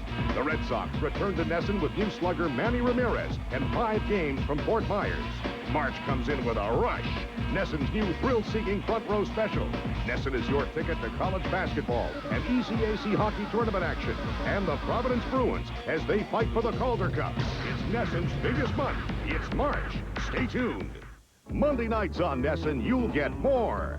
NESN's got more in store. Monday nights with NESN Outdoors. Sponsored by Obashan Hardware. Hosted by NESN's own mad fisherman, Charlie Moore.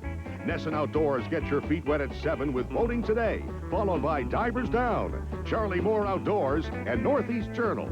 It's 4 half hours of fresh air, fun, and more. Charlie Moore, hosting NESN Outdoors. Mondays from 7 to 9. We got hoops on NESN, big time. NESN is your ticket for double the big-time hoops. Be sure to get a second helping of the best college basketball in the country. Double the dunks, double the fun. Don't miss twice the big-time action. NESN has a big-time Big East doubleheader. Boston College travels to Notre Dame, and Seton Hall travels to Rutgers. Tip-off times Wednesday at 7:30. We're proud to announce today that we have agreed to terms and Manny has signed an 8-year contract with the Red Sox. I'm just tired, to seeing New York always win.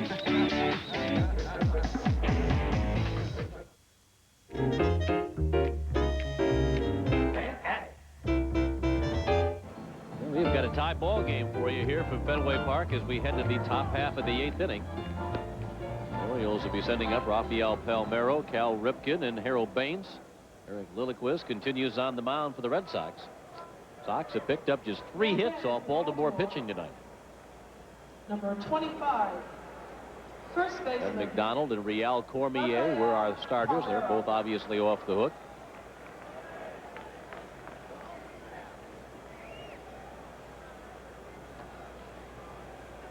Palmeiro tonight flied to center in the first inning, went down swinging in the third, and then walked and scored the tying run in the sixth.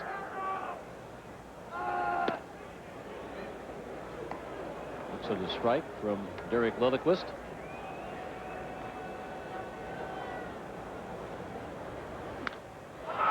To right field. Roy O'Leary drifts over.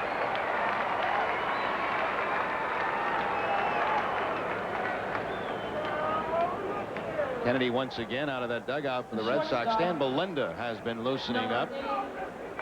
And with Ripken coming to the plate, Kennedy to make the move. So everybody available down there tonight, of course, with the day off yesterday. A lot of guys getting a chance to get some rest. And Kennedy using the bullpen. Lilliquist coming on to get Brady Anderson in the seventh inning, and Barbary to fly to right. It's Palmeiro to fly to right this to open the eighth inning. So he goes one complete inning, retires all three men that he faces. New pitcher for the Red Sox will be Stan Belinda.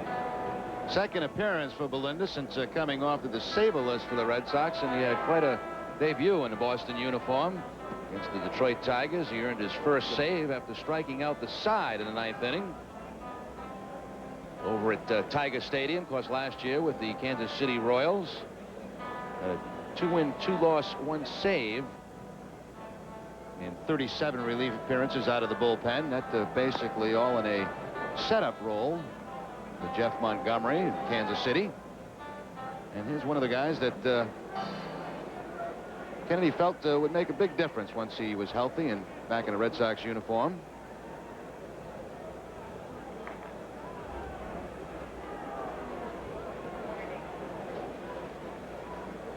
So Cal Ripken steps up. Ripken playing the full 9 tonight like he always does. Looks at a called strike. He's only left the game early in this entire streak 58 times. Most of them a long time ago. Gehrig 69 times during his streak.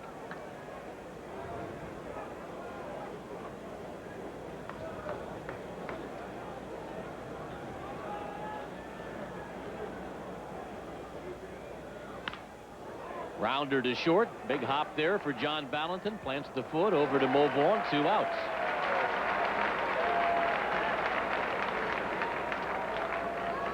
The designated hitter, number 3, Carol Haynes.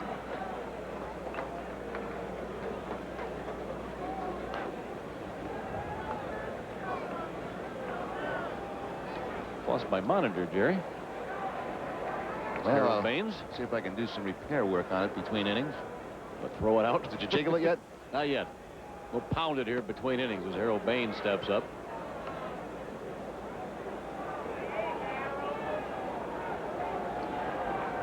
Baines came on as a pinch hitter in the 6th inning, drew a walk. Fouls this one off of Rowland. Ball and a strike. 3-3 ball game. Top half of the 8th inning. First meeting this year between the Sox and the Orioles. Boston won 2 of 3 last year at Camden Yards in mid-May. The Orioles came here in mid-June, won 3 straight at Fenway Park. Then the Sox were in Baltimore when the strike hit last August. You recall the ball game was rained out the night before the strike took effect.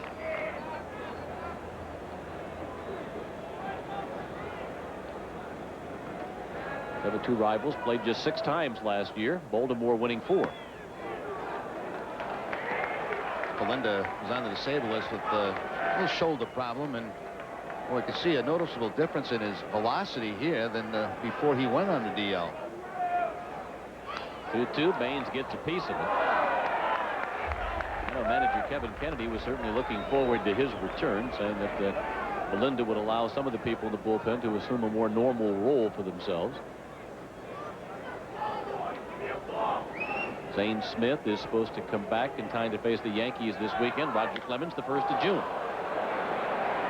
With Greenwell enough making the catch, and the Orioles go in order here in the top of the 8th. 3 up, 3 down. No runs, no hits, no errors, none left. 7.5 have been played here at Fenway. We're still tied at 3.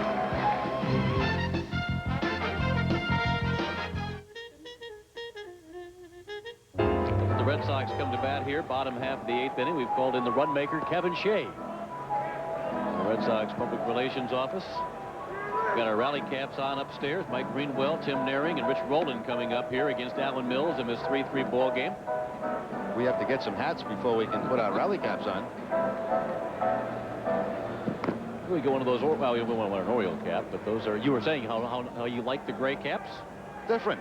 I'm so used to seeing the Oriole uniforms for many years, and you mentioned a lot of teams going to different looking uniforms and 2, 3, 4 different types, different hats. Well, Mike Greenwell will try and get the Red Sox started here in the bottom of the 8th. Gator has gone 0 for 3 tonight, called out on strikes, has lined out to Palmeiro at first and then flied out to Jeffrey Hammonds in right field.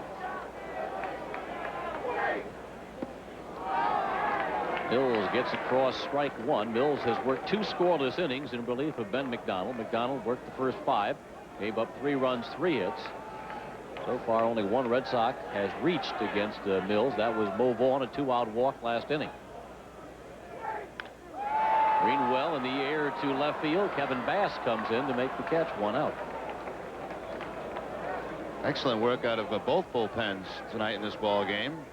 Certainly Mills for the Orioles, a combination of guys for the Red Sox. Pierce, Lilliquist, Belinda.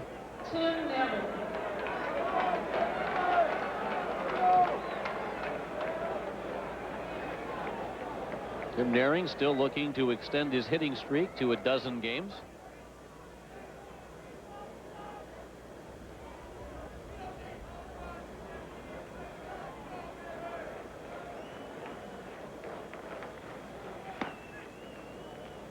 Last ball for a strike.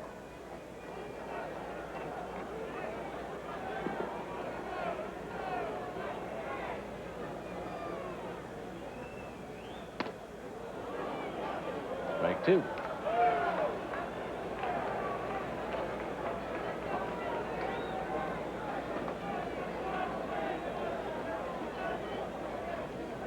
Jesse Orozco, a left-hander, and Armando Benitez, the right-hander, continue to loosen up.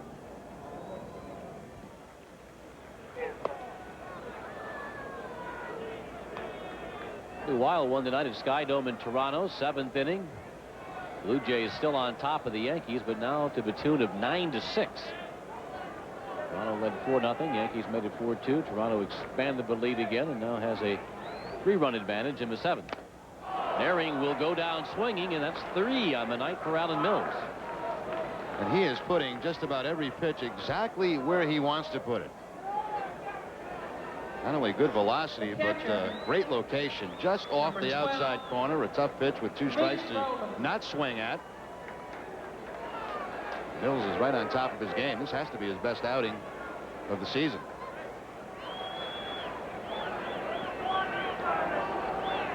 Here's Rich Rowland. Rowland was the first hitter that Mills faced when he came on in the 6th inning. Got Rowland on a ground ball to second base.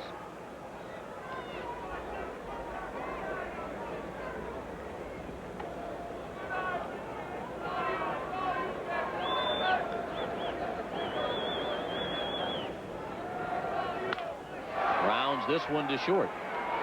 Cal Ripken makes the play, and we head to the 9th inning, still tied 3-3.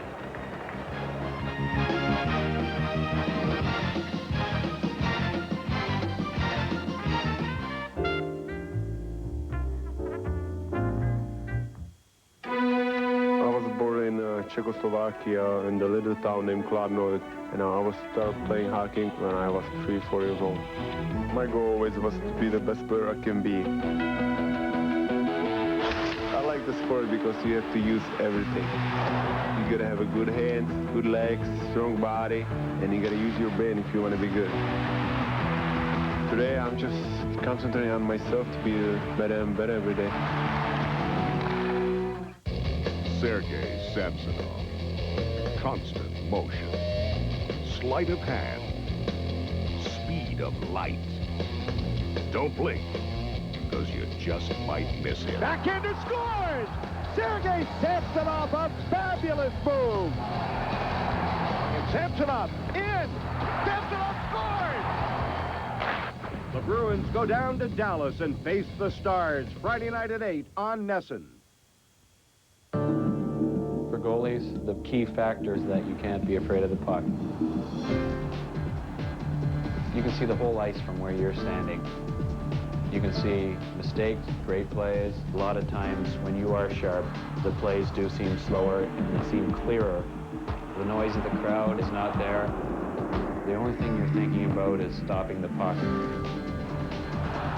If you're able to make the big save at the right time, there's nothing better. This season on Nesson, you'll get more. More shot, more save, more goal, more games, and more broadcasters. With Dale and Gord from the Fleet Center, and Dave Shea, Andy Brickley, and Jerry Cheevers on the road. More shot, more save, more goal, more games. Nesson delivers more Bruins hockey, 1/2 hour more. Pre-game with Bruins Digest. More shot, more save, more goal, more games. Nesson, tune in more often.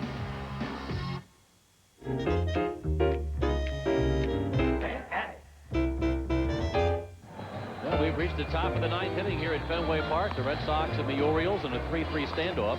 Boston jumping to a 1-0 lead back in the first inning on the solo home run by Mo Vaughn, his 5th of the year, to tie Mo for the American League lead.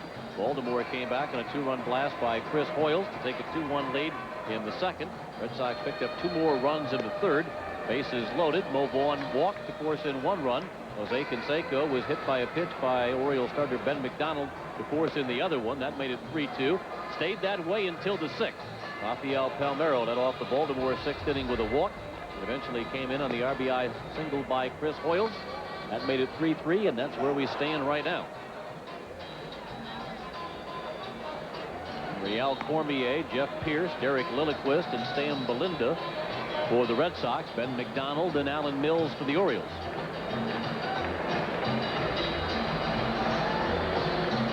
Baltimore here in the 9th will send up Chris Hoyles, Jeff Manto, and Jeffrey Hammonds. Well, this is the guy here that's been the offense tonight for the Baltimore Orioles, driving in all 3 runs. Now batting for the Orioles. Yep, 2 for 2 plus a walk. The catcher, number 23, Chris Hoyles.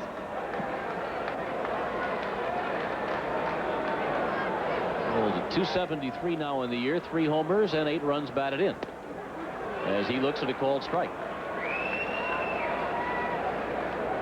Plus Belinda, early in his career, a closer with the Pirates. Admitted he did not adjust well to a setup role with Kansas City, but now figures that's his best spot, especially on this ball club, with Ryan being the closer.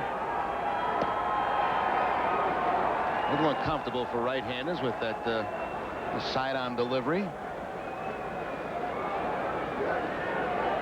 Fly ball type pitcher, gets a lot of fly ball outs.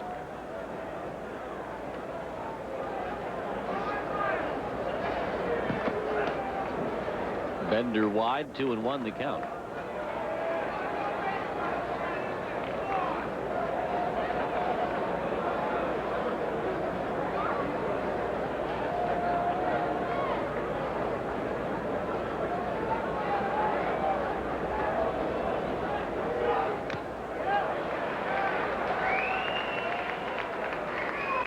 Two and two.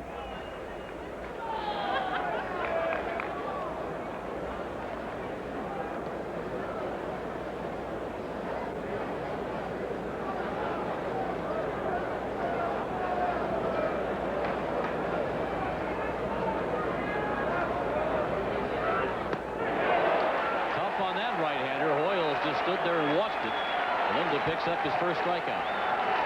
Threw the slider that time to Hoyles, just completely froze the right-handed hitter, throwing it right at his hip, and watch it break over the inside corner. Certainly not the pitch there that Hoyles was expecting. If he's looking breaking ball, he's probably thinking it's going to be away, not right at him. Throws the glove at the hitter, then the sidearm delivery.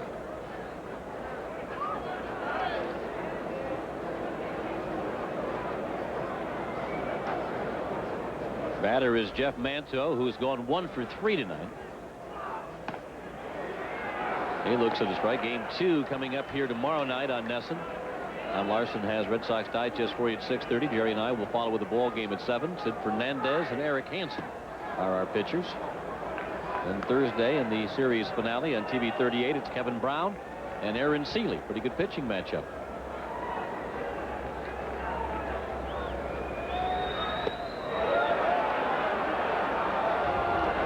Rheal there made to first base umpire Dale Scott says no. 2-1.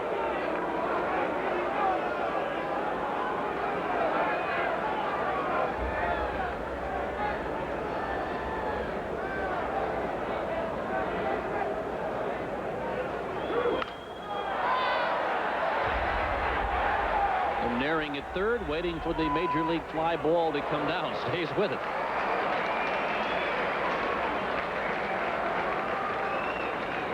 Good sailing fastball that time by Belinda. Really got up and in on Manto and took a long time to come down for Tim Naring. A little scuffle right at the end, but did love it.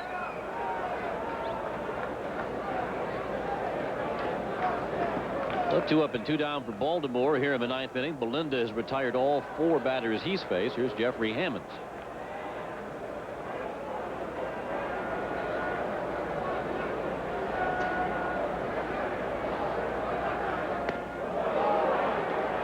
Hammonds looking at ball 1. Hammonds went down swinging in the first, singled to center in the 5th, and then was safe on the fielder's choice in the 6th.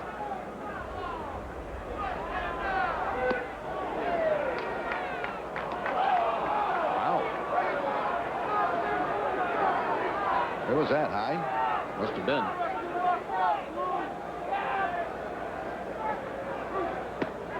That one's right down the pipe. Maybe that right arm was getting a little tired for Vic Voltaggio.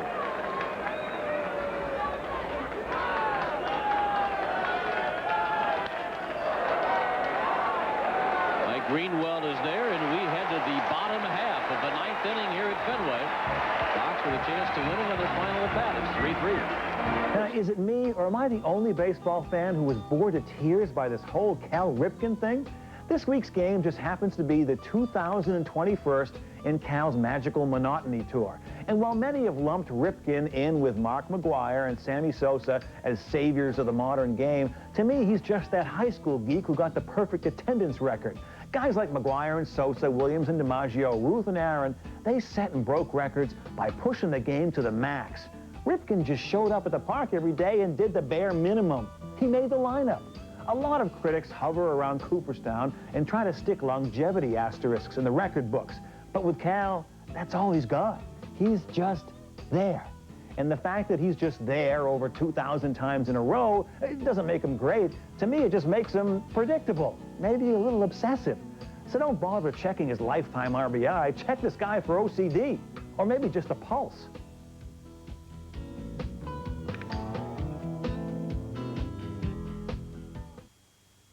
The individual, one unique set of abilities, hopes, dreams, and needs. Each individual is the focus of our work. We are the Seven Hills Foundation. We provide a wide range of support services for children and adults with developmental disabilities throughout the Commonwealth of Massachusetts. To learn how you can support and advance the mission of Seven Hills, call or log on today. We are the Seven Hills Foundation.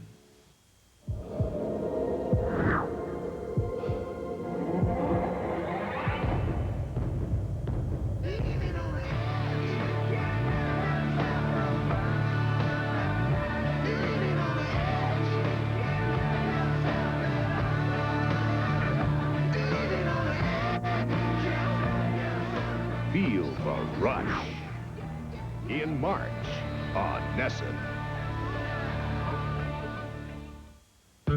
As a kid growing up, you always dreamed of playing professional hockey. The best part of it is being able to come to the rink every day and extend your childhood.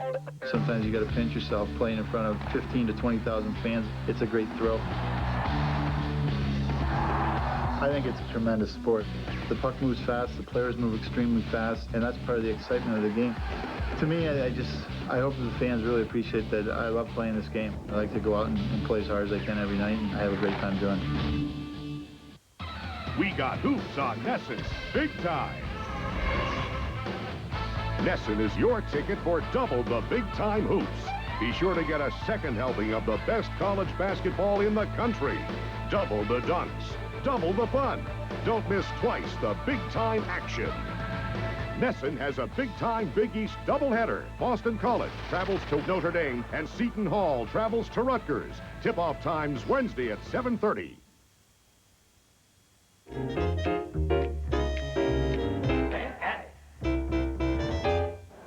Bottom of the ninth inning here at Fenway Park. The Orioles have gone to their bullpen. A brilliant 3 innings turned in by Alan Mills. He's replaced on the mound by the veteran left-hander, Jesse Orozco. Orozco making his 5th appearance for the Orioles. No wins and no losses. 2 2/3 innings, allowed 4 hits and 1 run. It was earned. No walks, a couple of strikeouts. Opponents hitting .364 off Orozco. Last time he was in a ball game was against those Blue Jays in that Toronto series on the 6th. 2 innings, 2 hits, no runs in that game. He's the oldest player on the Orioles at the age of 38, just older than Doug Jones, who was their new closer. And still receives a lot of boos as he's introduced here at Fenway Park. People reminded of the World Series.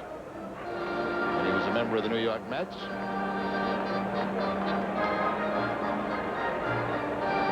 Sox are scheduled to send up Troy O'Leary, Luis Alicea, and Lee Tinsley here in the 9th inning. Looks like O'Leary's going to bat for himself.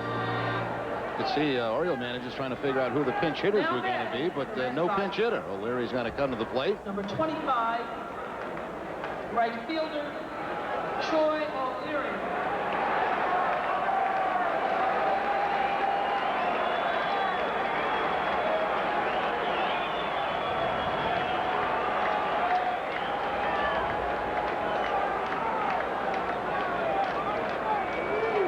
O'Leary 0 for 3 tonight. Orozco has been around so long. In his first trade, he was traded by the Minnesota Twins to the New York Mets for Jerry Kuzman.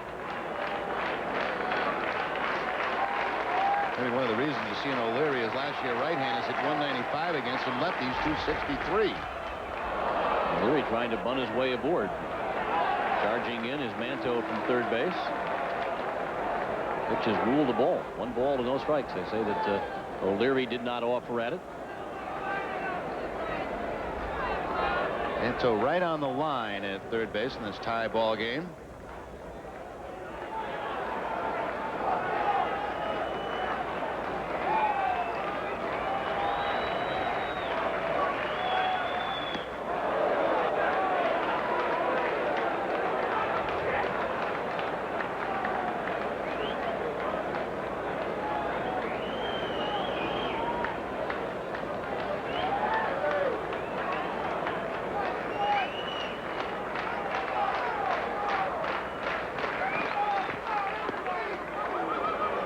There's a strike. 2-1 the count on O'Leary.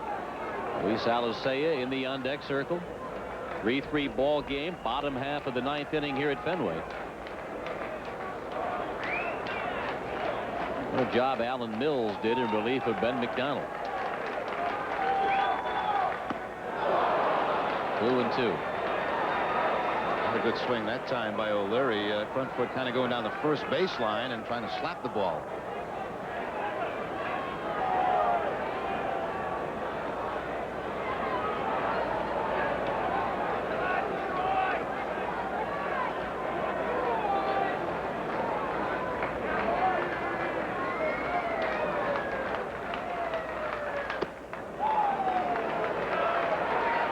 Goes full on O'Leary. Tries to work himself aboard any way he can.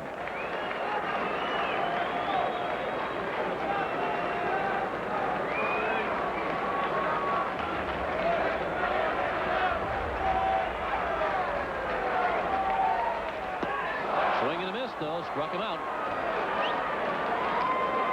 That's 8 strikeouts on the night for the Oriole pitching staff. 4 by the starter McDonald, 3 by Mills while he was in there.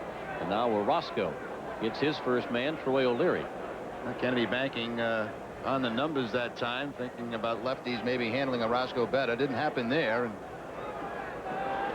probably figured, too, if O'Leary was able to get on base, it provides a little bit of speed over there at first base. But Orozco coming up with the strikeout. And the leadoff man out here in the bottom of the 9th. Now we'll get the pinch hitter. It's the Wes Chamerlain coming on to bat for Luis Alicea. Certainly Witten wouldn't be available tonight with the bad hamstring. Hasselman, a catcher. Of course, the second catcher already in the game, and Rich Rowland. Pitch hitting for Boston. And Terry Shumpert also available off the bench. From the left side, Reggie Wes Jefferson. Chamerlain.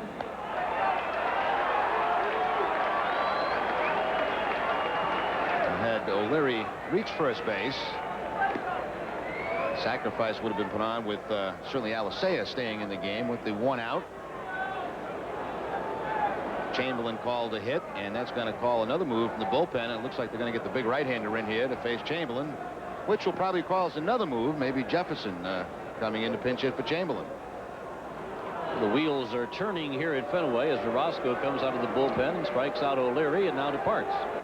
Now pitching And for the Benitez, the Orioles. hard-throwing right-hander that we had a chance to see in spring training, will take over in the mound. Armando Benitez making his 9th appearance out of the bullpen for the Orioles. A record of 0-1 with a 1.04 ERA. Only 5 hits allowed in 8 2/3 innings. 1 earned run, 6 walks, and 8 strikeouts. Opponents hitting 156 off Benitez, and really strikeouts have followed him all through his career. Last year, listen to these numbers at Bowie. 106 strikeouts and 71 in 2/3 innings. Spent some time with the Orioles last year. 14 strikeouts in 10 innings. He was named the top prospect in both the Eastern League and the Orioles minor league system. And we saw him in spring training, and yes, he can throw hard.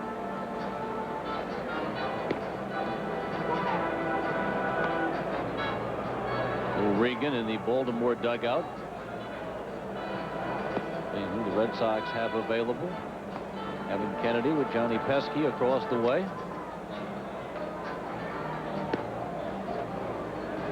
It's been a tight one all the way. 1-0 Boston, then 2-1 Baltimore, then 3-2 Boston, then finally tied at 3. This promises to be a rather interesting week here at Fenway with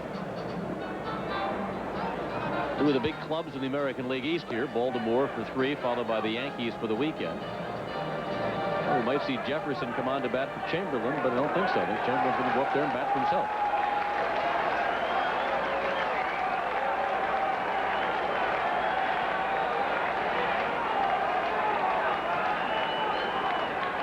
Well, this is certainly not by the book here in the 9th inning. You would expect a pinch hitter for O'Leary. Didn't happen, and may expect one here for Chamberlain.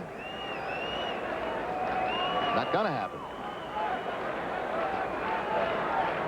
Kennedy thinking about the right-hander going maybe up and over that wall for a game winner.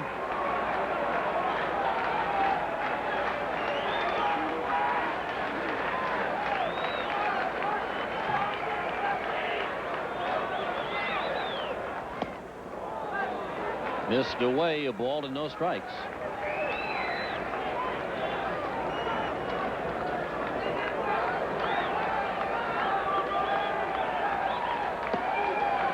The count quickly goes to 2-0 on Chamberlain.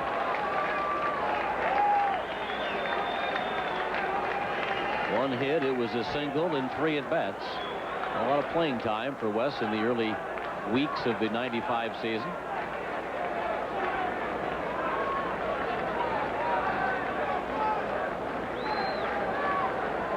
And to get everything readjusted here.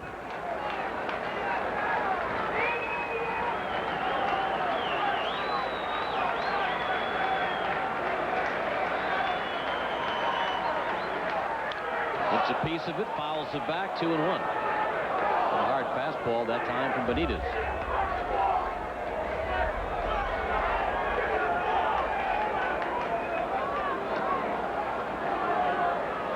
Benitez doesn't seem to be too phased about the situation he's in right now. He's just waiting for Chamberlain to get back in the box. Chamberlain's got quite a ritual.